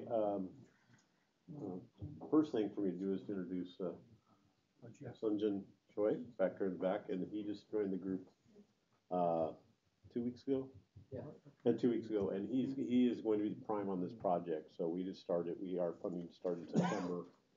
He's a postdoc who's going to be doing that, and then Sam Etkin is not here, but he is working on a very related project around nitrate sensing. Nitrate and carbonate are very similar, and so he has some separate funding. And people have been shepherding this along. Suchul, who's here, and Vera and Rong have been. There'll be some results from them. You'll see where they're going to continue to be active on the side, but they're actually not doing direct research on this project. That's our team, and Jeff Long in the back is also here, and he will correct me on any circuit stuff where I make mistakes. So anyway, it's when I'm looking at all your presentations, I mean, the data that's being generated is just enormous, and yet we want more always. And so our group focuses on is miniaturization of sensors and trying to make very low cost, low power sensors, so we can get away from taking samples to laboratories and make things in the field. And you're all familiar with these things because, in fact, you're using sensors like this right now, but imagine if they could be so much smaller, perhaps have a higher precision, very low power. You don't have to worry about batteries, and maybe we could have them all over the place, and they wouldn't, be in people's way if they were small enough. So our goal is to try and see if we can actually take these things a step further, and the tools that we use, and in our group is we use chemi-resistors, or where you have essentially, in this case, we use nanotubes between two electrodes and just see changes in the resistance. It's the simplest type of sensor that we can come up with. But we also are working on field effect devices. In this case, this looks like a field effect transistor. However, there's no electrode attached to the gate. So my computer, the FET in that has an electrode to it, and that's how it's switching the current that's flowing between the source and drain constantly. But here the idea is to put things on there that shift the voltage of this through a molecular event. So using the chemistry of seawater to essentially do that. So we're, and those types of sensors are known, have been out before us, with just simple electrostatic effects, and those are called ion IFETs, or ion field effect transistors, or IFETs. As I'll show you, we have some extra twists on that. We actually have a proof of concept that Suchul and Vera did that was on CO, carbon monoxide, which isn't part of this program, but just to show you that indeed that it looks like these types of principles can be made to use and work, where we can basically do electron transfer events between layers that are attached to electrodes. And so the device here, this is very simplified, and Jeff has suggested that we use a differential amplifier in these devices to create greater stability and greater sensitivity. And so we were working along to design these devices de novo, but we realized that in fact what we can do is we can take a commercial device now and that we have and put these components together and now essentially solder wires to this and make our sensor this way. So the idea here is I'll show you some initial results from where we have some of our electrodes, but they're set up to essentially bond to these devices. But we'll have our working electrodes where we have all of that, the action, the molecular recognition that's essentially working as this gate, this floating gate. We'll have to have a reference material to give us some balance in this. And then the counter electrode is, well, the reference is essentially stabilizing it, and the counter electrode also is working to kind of stabilize the system. And Jeff has this model of this has to come from electrocardiogram type modeling, where you basically put 3 wires to people, one to their leg, and one, but it's basically based on that, how you get these really stable signals when you're looking out of different materials. Now, I've shown this base principle before, but just for clarity, what we're working on is developing molecules that we put in contact with an electrode. So you take an electrode, you put it in contact with a solution, electron transfer goes on until it reaches a rest potential. But what we can do is by perturbing this system as a function of its environment or a function of the occupancy, which is related to the concentration of this thing of bicarbonate is shown, we will change the potential of that surface, and it will release or give up electrons. So what we need is redox active materials that can undergo reduction or oxidation. And similarly, we can do the same thing with protons, whereas when you put a proton on something, though, you typically hold the electrons tighter, so you essentially make it harder to oxidize. And so, as I mentioned, we've done a proof of concept with this, and in this case, we used a biomimetic type of process where we were looking under some other funding to come up with more stable, more sensitive carbon monoxide sensors. These are gas sensors. And the plan was to use essentially heme, because the reason carbon monoxide is poisonous to us is it binds to our heme. Although iron in the hemoglobin, if you just leave it out, will become iron 3. It'll oxidize to iron 3, it's technically air sensitive, and that won't bind carbon monoxide. But then again, it won't bind oxygen either, and you die.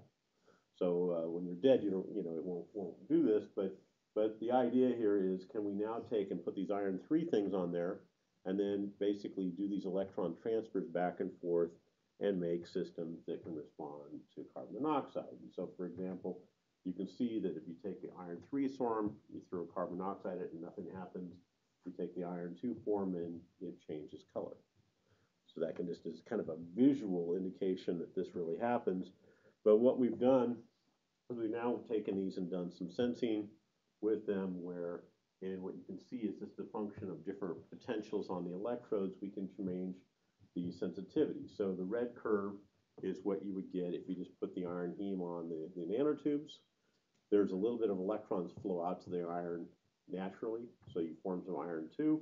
But if you actually put a potential and essentially pull those electrons back, you decrease the sensitivity. If you put a negative potential, push more of them out, you increase the sensitivity. So we think that these types of redox active groups have some real promise. And this is showing kind of sensitivity as a function of that applied potential. And this is kind of, again, like I say, very similar to the scheme, not exactly, but similar to the scheme that we've shown before, where essentially, in this case, we're changing the Fermi level of the metal externally rather than having this change it the other way. We're going to essentially reverse this, where we change the Fermi level with our molecules. But nevertheless, we have some capabilities in the group, or this kind of theme. We're working at different angles. We think it'll help teach us a different thing. So with regard to working in water, one of the things that we need is to make really, really stable sensors. I mean, one of the things that I found, particularly when you have lots of flows, is with nanotubes, they tend to move. And if they move, they change their contacts, and your data becomes really noisy and somewhat meaningless. So what we've been doing is we've chosen as our platform, as initial platform, to take these nanotubes and we essentially wrap them with polymers and then staple them to a surface where they can't move around and they get stuck in place. And then we can do different sorts of chemistries on these nanotubes, on the purine in particular, to give them different selectivities for ions. But what Sanjun has just started with is actually working with this system. It's a system we've done in the group before, but he's begun working with this and showing that he can put this onto electrodes. So here we have a primary electrode assembly. We're going to put a third electrode around the outside there as that third electrode that we have. But well, this is actually, I take it back. This is a completely different device. This is an interdigitated one that made that looks like the other design here. I just confused the slide. So what he's done here is he's taken he's putting these pyridine wrapped carbon nanotubes on the surface, and then what he does is he sonicates it in solution. And that's a very aggressive treatment. Sonication usually destroys things. It turns out what it does, it takes off everything that isn't bound just rigorously in place. And what he finds is indeed we still have electrical connection here. You can't see them, but there's a few of them. We have electrical connections between the two because there's still nanotubes within there. Now, he has taken these devices and just done some preliminary testing, just looking at chemi-resistive properties. So these are basically just chemi-resistive sensors right now, and looked at the effect of adding different amounts of carbonate. You see that the baseline comes to a good equilibrium. There's little transients every time you do it. These are pretty small signals, however. So bottom line is we think this is something that we're going to get a lot more when we start having specific recognition. Recognize this is just the platform technology without the extra recognition elements in it. And he's taken this further, looking at different, again, this is the same data, but looking at nitrate, which looks quite different than carbonate. Okay, maybe not too surprising, but surprising with such a simple system how different it is to us. We weren't maybe expecting this. We thought something more like ionic strength would be what's going on. And this is also just sodium chloride, just showing some tests, a few kind of offsets there as he's injecting things in there. But the bottom line, the key thing is we're seeing different performance just with kind of naked materials. And the plan here now going forward, and this is where Sam will actually be quite involved. Sam likes to make things. He's a synthetic chemist. He's going to be making things, take one step to the side, change them, make them properly for this project. We're making use of redox active scaffolds. So these are two of our favorite scaffolds that change shape when you actually take electrons in and out of them. And these are the things that are going to be transferring electrons to the electrode or back again. And then put them into different receptor combinations that bind ions. And I showed this data last time, but I thought just for completeness I would show it again. So our first kind of just preliminary study on these is shown here, where you can think about binding carbonate or nitrate, I'll show you in this case, to these types of systems here. This uses the hydrogen bonds, and again, here's our redox active chromophore. If you do computation on these with either chlorides or nitrates, what you find is the chloride squeezes it out a little bit. The angle here that's between the two planes of these groups, when it's fully oxidized, it goes planar. So if we're essentially pushing it towards planar, we're making it easier to oxidize it. So the two are coupled, the geometry and the redox properties are coupled. So you'd expect if we basically squeeze it a little bit this way, it's going to shift the redox potential. We squeeze it a little more, in this case with nitrate, it actually spreads it more. And this is borne out in the electrochemistry here. And what you can see is if we just basically are adding an equivalent of chloride ion, we shift the potential here by 0.08 volts with chloride, okay, from the naked unsubstituted material. If we do it now with nitrate, it shifts more because it bends more, and we shift by 0.11 volts. And so we think this principle of basically coupling these recognition elements mechanically to our receptors is a valid one. And one of the things that Sam is going to be working on is to create these three-dimensional types of structures, which now can have more discriminating power. So right now we had this flat thing, carbonate fit in, but now if we have something like this, only a small molecule can get inside, and it has threefold symmetry. So this should have very high selectivity for things like carbonate and nitrate. And in this case, we expect the carbonate to be completely, perfect timing, completely essentially dissociated from its protons because it has all these other hydrogen bonds around it. So it would technically be a dianion inside of that. A nitrate would be a monoanion. So they should have very different types of perturbations. So again, like I said, we consider we consider the ocean to be a very harsh environment. Okay, I think it is. I mean, salinity is very hard on things. We worry about drifting. That's why we've gone with this platform where you essentially staple things down. And again, we need to get higher in our specificity, and that's the things that are now coming on as we essentially get deeper into this program. So with that, I'll stop, hopefully right on time. Yes? What would be the speed of response of a sensor like this? I mean, when it binds something, does it unbind rapidly, or? Well, yeah. Well, this is a big. So when you make a high binding constant, by definition, okay, the way it is, it's the forward rate of association versus the off rate. Is that ratio gives you your association constant, those two rate constants. And so anytime you make something that binds really heavily, it's going to have a slow off rate constant. And so that's definitely something that there is going to be a balance with regard to these sensors. So if we make something that's doesn't usually happen, but if you make something that's too perfect of a receptor that has this, enormous binding constant, it grabs on and never releases, and then you get a dosimeter.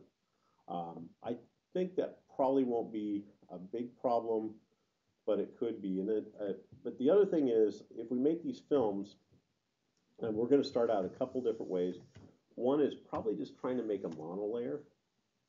Because the other thing is diffusion into a matrix of material, right? That can also be really slow and sluggish. And so we're going to start out with kind of monolayers, essentially anchoring them chemically to gold electrodes through a monolayer. And there we should get fast on and off. But there could be some advantages to having a thicker layer. And in that case, we could have some diffusion issues back and forth. One of the things I didn't mention here, but the chemi-resistors with nanotubes, they provide a lot of surface area too. So that's one of the ways we think those are good, because they're essentially a porous network that can provide a lot of surface area for things to diffuse in and out, but still be able to have enough density of the transducing element to cause a big enough effect. Can you do something electrically to sort of? Well, you could potentially, you potentially could do things like that. You could do an electrical pulse. People often heat things, We're trying to keep it simple.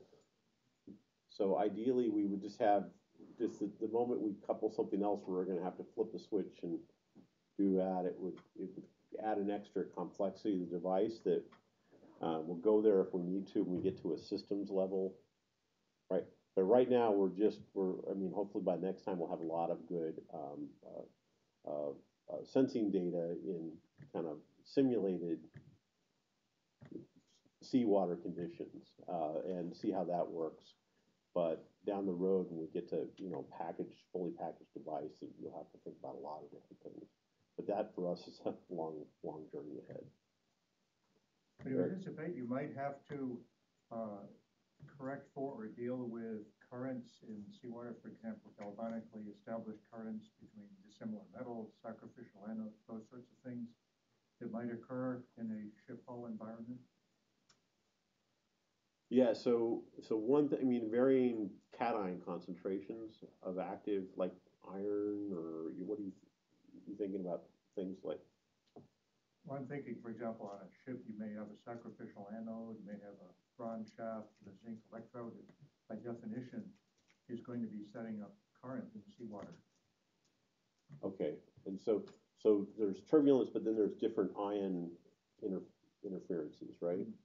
Yeah, so I think turbulence is always going to be an issue, and we might need to have some baffle. But one of the things that's actually interesting about these electrodes, if you or with these experiments, is essentially you're creating an electrochemical double layer, and if you disturb that with any flow, you'll get transients. I mean, that we expect any kind of transient flow.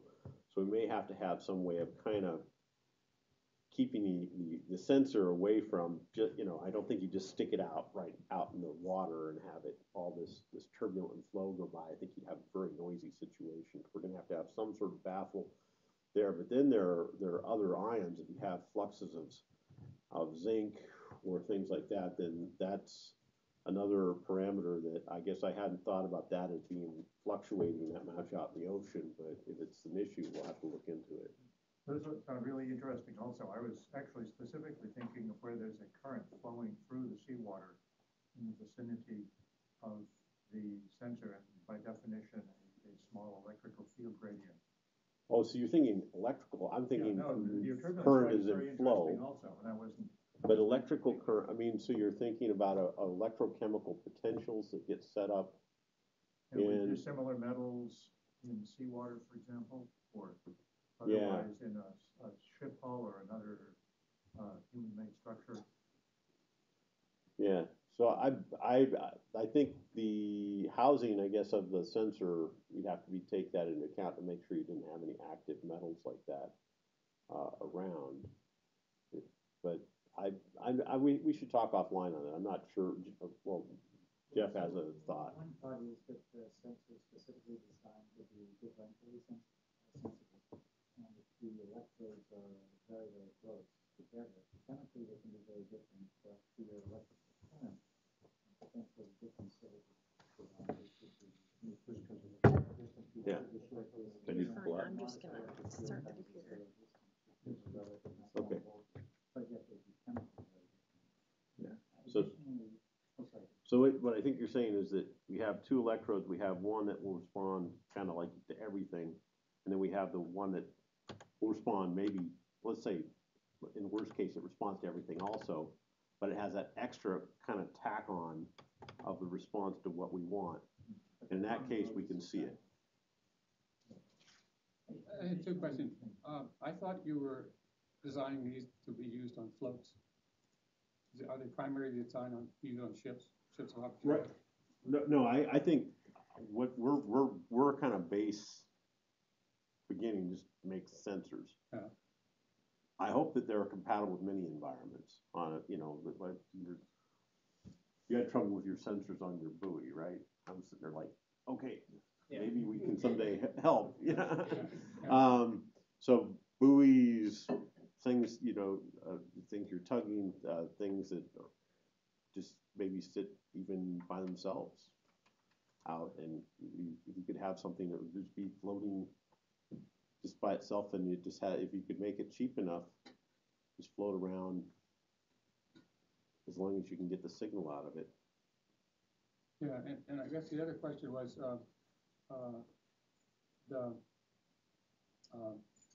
it looked like on your response curves you were getting something like 10 to 15 minutes to have an equilibrium, and then if you just turn that sensor off, how long would it take to go back to zero? I mean, to turn the voltage off? Yeah. I don't know. These are the last 2-week experiments, but I don't think that might just clear it for you. Okay. It takes about 10 minutes to recover the water is contaminated because I inject the second volume of ions inside. So when I put in enough fresh water, it takes about 10 minutes, but I stabilize more than that. Yeah. So these are extremely preliminary data. He just felt like he'd been in group 2 weeks and you better have some data. So that's good.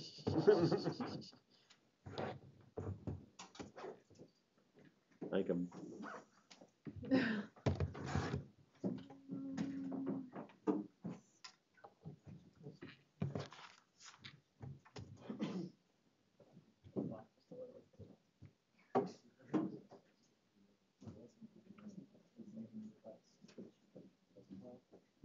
Battery just died. Sorry. I had it all queued up and everything. Wait. Yeah. People will dance.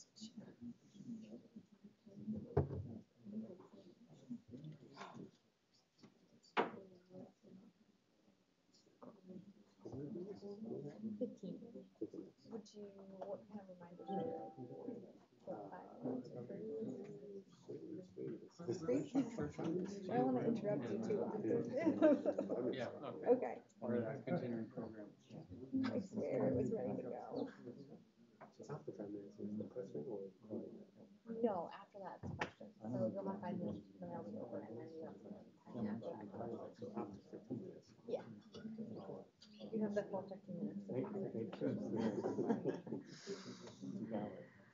I will make sure to remind you more, Justin. I'm sorry. What's that? I will make sure to remind you more about time limits. Oh, I think I wrote it in my original email and then never again, so it's not. So we should continue working until It's reasonable that people don't remember.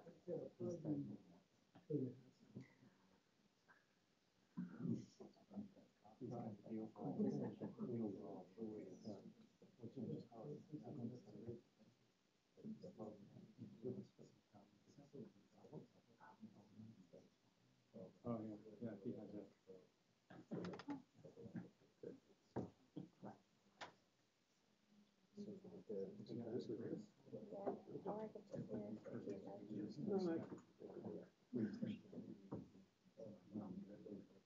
Yeah, oh, yeah.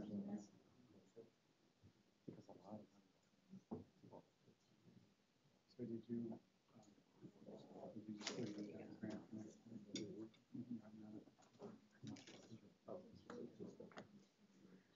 It's just taking forever. I'm so glad I wrote this in. Well, I think, because I'm not, well, I'm just because that things that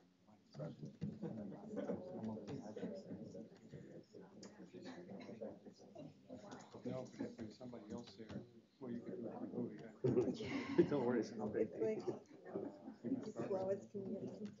somebody like Jeff wanted that. So you would become, Yeah. you could easily become an adjunct. All right, sorry for the delay. Dr. Wang will be presenting next. All right, good afternoon, everyone. My name is Alex Wang from Woods Hole. So this is gonna be the last talk, I think. So I'll try to keep it short.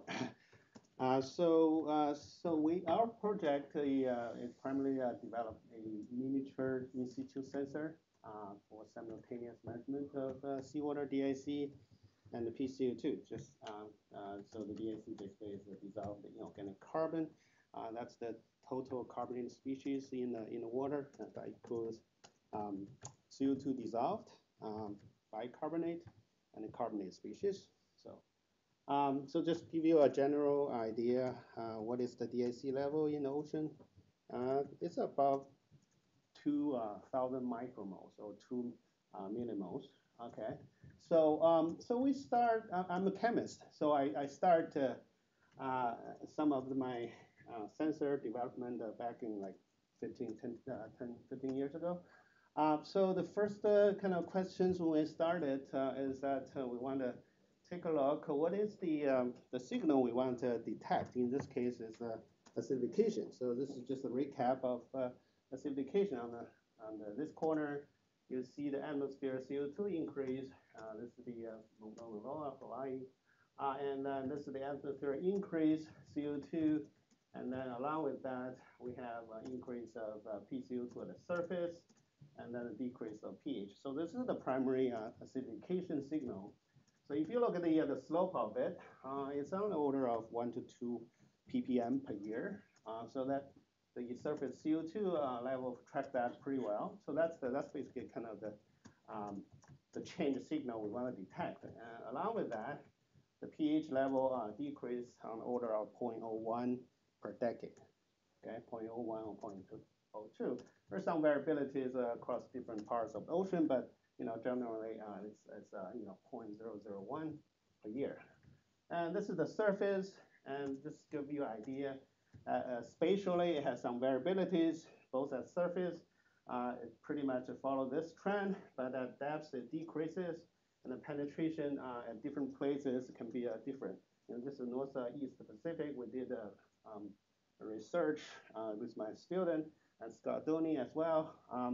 So this particular case, it penetrates into a depth around 600 meters.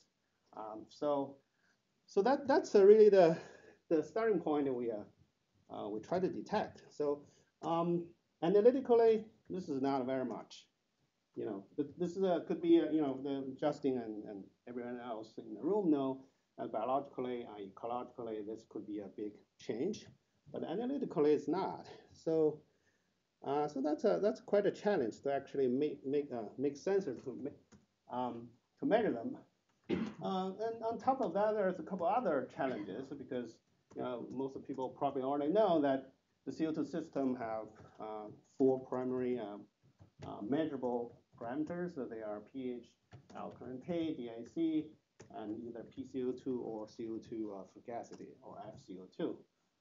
You need 2 parameters to define the system, and which pair you choose is different. So it's because the system is highly non-linear. So for example, if you choose PCO2 or FCO2 and pH pair to calculate the rest of the parameters, you could end up larger errors. On the other hand, if you use DIC, the calculation error is relatively small. So oftentimes we think that we want to use DIC as one of the pair to measure so that you can generate a consistent calculation. So another challenge is that, at least for this moment, I think that probably the next generation can solve this and more. Is that for a CO2 related measurement, it will take usually involve CO2 equilibration between the sample and a medium. That medium could be gas, could be a liquid. So that equilibration process will take about a few minutes, tens of minutes. So that's a very challenge to adapt it to things like moving mobile platforms, things like AUVs, gliders, things like that. Okay, and alkalinity is even more difficult because it's titration.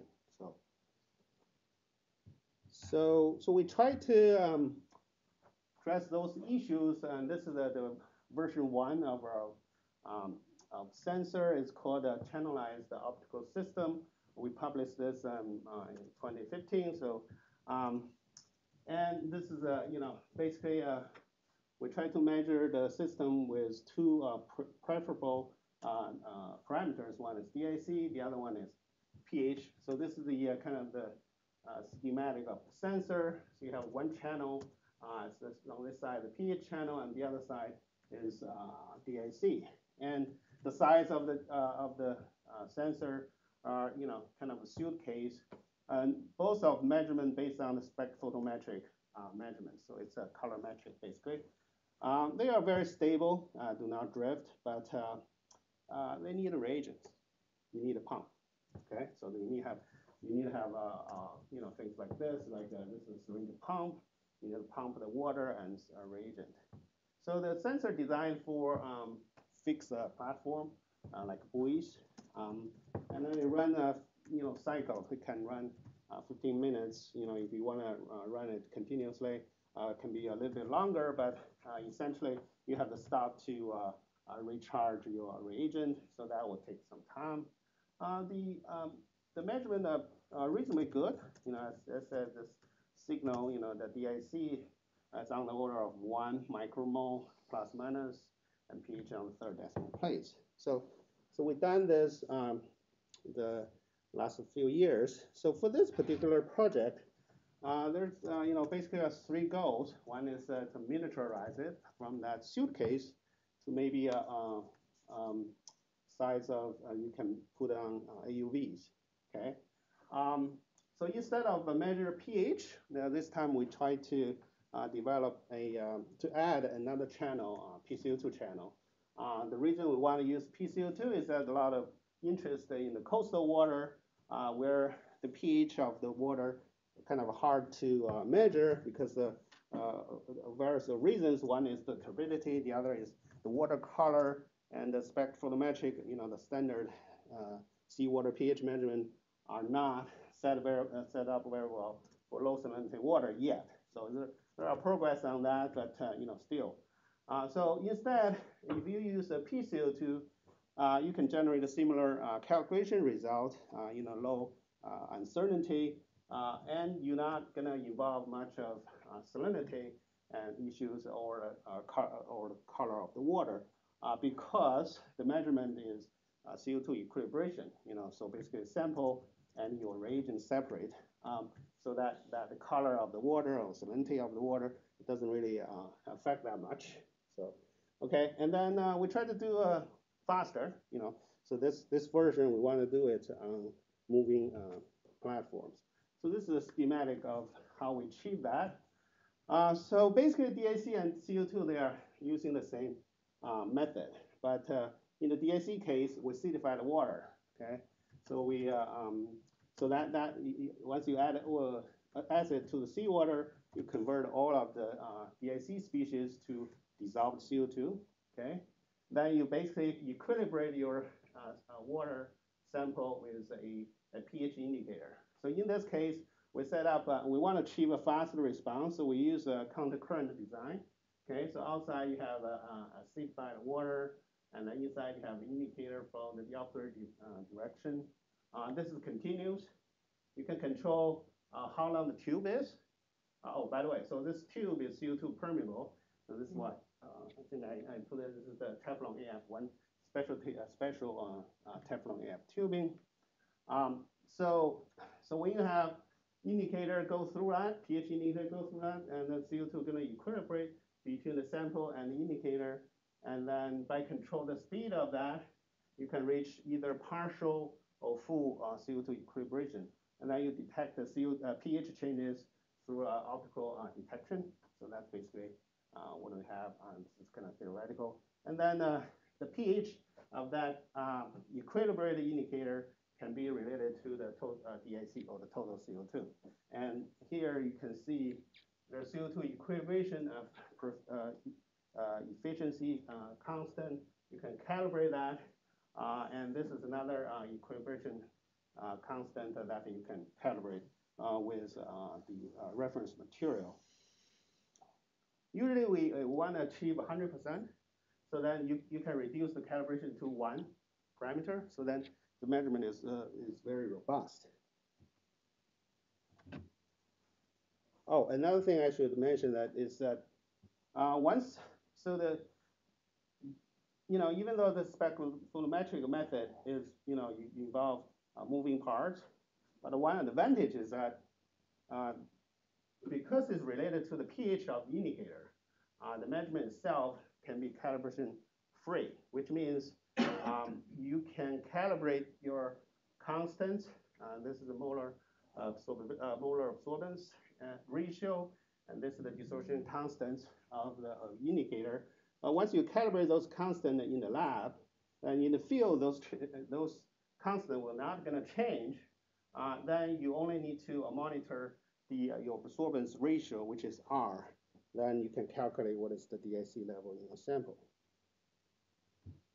So we already finished this kind of first step prototype version of the sensor. This is on the bench, and then you can see the size of the center part of the sensor is about a computer, a laptop computer. This is the peristaltic, piezo pumps we use. So it's very small. This is like gummy bear. There's the coin there. So those kind of pumps, you basically change the magnetic field, and then you will displace the diaphragm, and then you can move your solution precisely by control the voltage and frequency. And then we already complete, or mostly complete, user interface. This is a, this is just a picture, but it really involved a couple months of people's work. And for a previous version, we don't have this, so people have to kind of type in the command and change all kinds of settings. But in this version, we do a much better user interface. So on this side, you see basically a schematic or the flow chart of your pump, reaction channel, an optical cell, and then you see your real-time display of your signal. Okay, on this side you have the configuration, control, flow rate of different pumps, light LED spec, and different statistic method. And then the software can run a couple of modes. One is the manual mode, which is you can diagnostic what's going on with your chemistry. And then if you want to do fully automatic, you can switch to the auto mode. Then you can continuously measure things. There's configuration. You basically set what is the auto mission is. And there's a deeper diagnostic, which is used by engineer to further diagnostic what may be the issue if there's any coming up. We don't have scientific data yet, but we did quite a few bench tests. Okay, this is one of them. So the pump consistency are very important for the chemistry work. So which means that once you set a pump speed, a flow rate, you want that flow rate to be the same across different environment, different time, and then your chemistry will work reasonably well. So originally we thought, this is kind of the very small, very cheap pump. Maybe they are not consistent enough. But actually, this plot actually shows that the pump we use is very consistent within certain range. On this plot, this is the flow rate, and this is the frequency at the given voltage. If you focus on the couple of the run there, so at the same voltage setting, and you vary frequency at different days, it gives you at the same flow rate, except when you increase the frequency too much, then you start to see the scatter. So, but when you can operate this within that range, it's okay. So this is kind of a key how this is going to work. So remember I said you control the flow across that little CO2 permeable membrane tube. How fast they go through that will determine how much CO2 equilibrated, right? So that's basically the P. And this is basically after that. So you can imagine the slower you get, the more CO2 get equilibrated. Until a certain point, you change your flow rate, it doesn't really matter anymore because you already had reached 100%. So this is basically show that. So when you high flow rate, your P is less than 100%, and then that will definitely affect what's your final detection signal. But once you reach a certain level, very slow, then you further decrease your flow rate, your P value is not going to change because it's already 100%. So that's really one indication that the whole system, especially the pump, work reasonably well, and then we can control the pump precisely to achieve 100%. So that's good because then we can calibrate. When we do the calibration, we reduce to one parameter. And this is kind of the stability test over time. So this is the original. It takes a couple of minutes to reach certain level. This is basically the absorbance ratio or corresponding to the DIC concentration. All right, so this is the variability of it. This is on the third decimal place, which translates to about a few micromole, which is very good. This is very. 2 minutes. Yeah. Okay. I'll be very quick. So we already finished the sensor design at this moment. So we probably need some more tweak, but and this is basically the thing. So it's about 15-inch, and then with pumps and the valves. This is the size of the valve. So it's pretty miniaturized. Actually, the major part is not the hardware. It's actually this is the box of holding your reagent. We want to have a larger reagent box because if we want to deploy for long term, you need a more reagent. So that's we start to test this. So we try to use this meaningful millifluidic CO2 equilibration manifold to replace the long tubing I'm talking about. So this is, so basically it's, you have the two channels, you equilibrate across some membrane. And then if we can achieve this, then the whole thing can be very small. This thing is about 2-inch square, basically. And then with a very limited connection, so that will prevent leaks and make the system more robust. So that just started. So as a summary, we achieved a prototype desktop system. Software mostly done. We've done a good performance test in the lab. Sensor design almost done. And then we start to build a manifold. So the next step would be the fabrication of the actual sensor, integrate the software, and then let's do the more improvement on fluid delivery, mainly just the manifold part. Obviously, we follow that with field test. With that, thank you for your attention. Questions? Did you have a prototype sensor? Say it again, sorry? Did you have a prototype sensor by the spring of this? That's the idea. So I think the engineer is shooting for probably in 2 months to get this one done. I'd like to encourage that we try to see if we can collaborate so we can try to get some. So obviously we're looking for deployment or testing opportunities for this. I mean the sensor, the pressure, pressure grade for this is about 1,000 meters. This is built into the design. We try to put it on UV or CDB rosette. So the profiles so can cover most of the shelf. Continental shelves, right? It's getting very expensive if you want to go further. So right now we just want to at least get coastal water. I'm curious, Alec, if in the process of looking at miniaturized pumps, you would look at these miniaturized solenoid-driven pumps as well as the piezometric ones, and if you have any comparison on one. Yes, actually, this one is the diaphragm. Actually, this one. We found the metering is actually a little bit worse than the piezo. So for indicator, for example, we want a precise delivery, or at least with a certain error margin. So that didn't give us good enough, stable flow. So at the end, we choose the piezo pump. So, but this is even cheaper.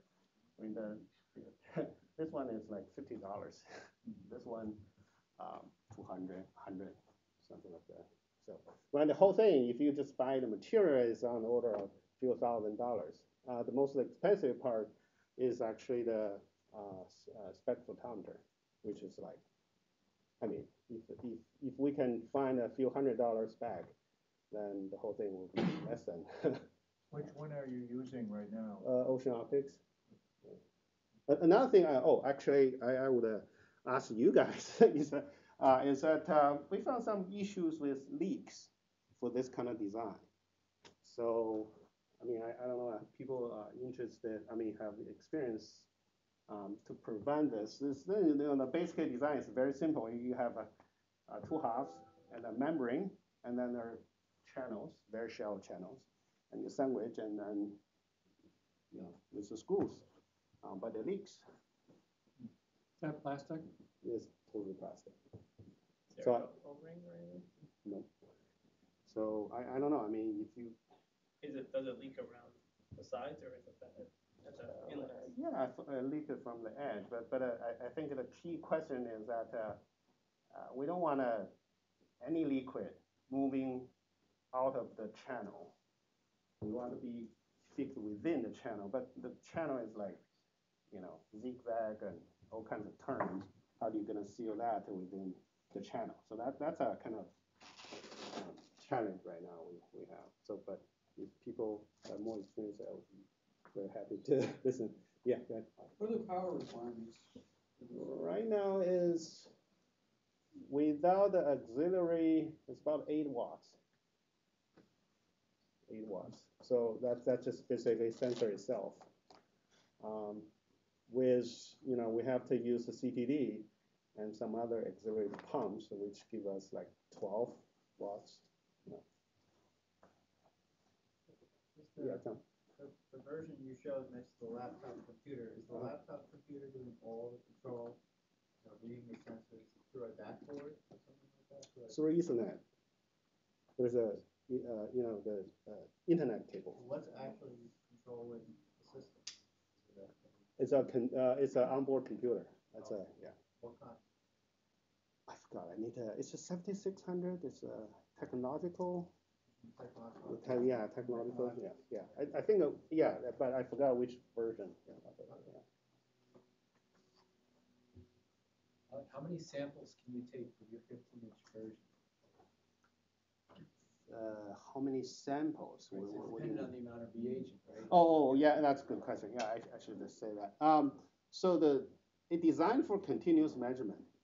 So what it does is that in first couple of minutes you will warm up the system, and then you take some reference, and then you're supposed to make a 1 Hertz measurement continuously for a couple hours. Okay, and there's that's what we call a continuous mode. So that's used for things like CTD profiling, or some UV, which you cannot stop. You just continuously measure it. And there's another mode we can do cycles. Basically do the kind of like the first version, like 10-15 minutes cycle. So that will start with warm up, and then some chemistry equilibrate, and then continuous measurement for like 5 minutes, and then shut off. So we run about 10-15 minutes cycle. So we still have that, but this version, as I said, we want to do the continuous for a couple of hours. So you couldn't actually really put it on a CDD, stop somewhere, take a sample, go to the next place, take a sample. We don't. I mean, with the present surface system, you couldn't do it. No, right. The version 1 we cannot do that because it's a syringe pump. You're going to run out the reagent quickly. So for this one, that's why we experimental this kind of continuous pump, low cost. A microchannel glass, or is that a silicon? This one? Yes. I think this is plastic. Plastic. Well, it's not glass, but plastic.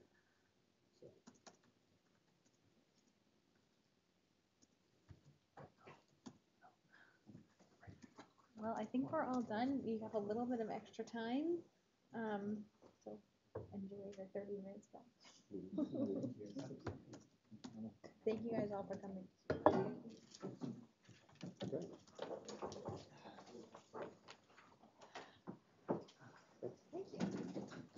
You might.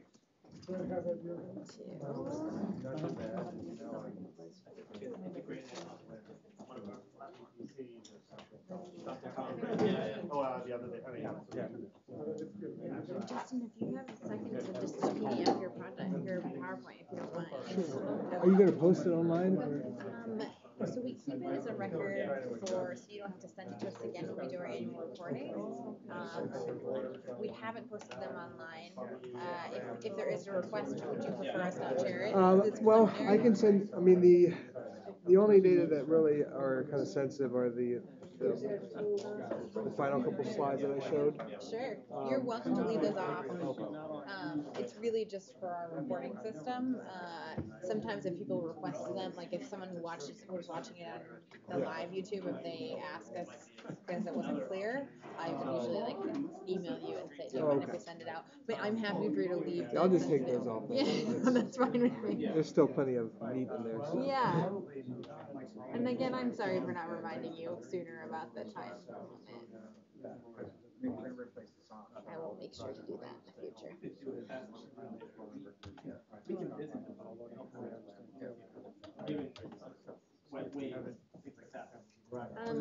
We had emailed a couple times about, I have to head out, but I just wanted to ask you.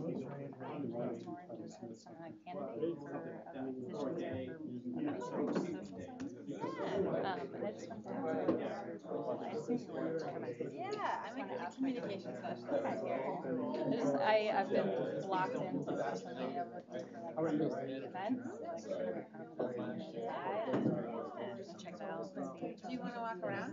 Sure, that would be awesome. I mean, I don't want to interrupt, but I'm just curious about this group and they're not all from MIT. Yeah, so this is something new you started doing, or So if we, I mean, you don't have to start, we did it at the movie. There's a sample that gets taken once a month. We also start, as I said, we have the ability, yes. Okay. I think she came once. I'm surprised you didn't recognize her. She said once. I think she was once here. Yeah. Oh, you were. Oh, I see. Yeah. That's probably one. He's in China. We can do that as well. Yeah, I mean, it's been so limited. Yeah. So many processes, and then the rest is more of the time. I mean, I have the full make it data. I mean, you do that. Really? Potential, I mean, this is an interesting enough sensor that if, the system works, it'd be very Well, probably we're going to have it. Yeah, I don't have data actually. No want one that was more. I mean, with some engineer background with that. Yeah, well, yeah. But who knows what an acid. So, what do you think? How we start doing it?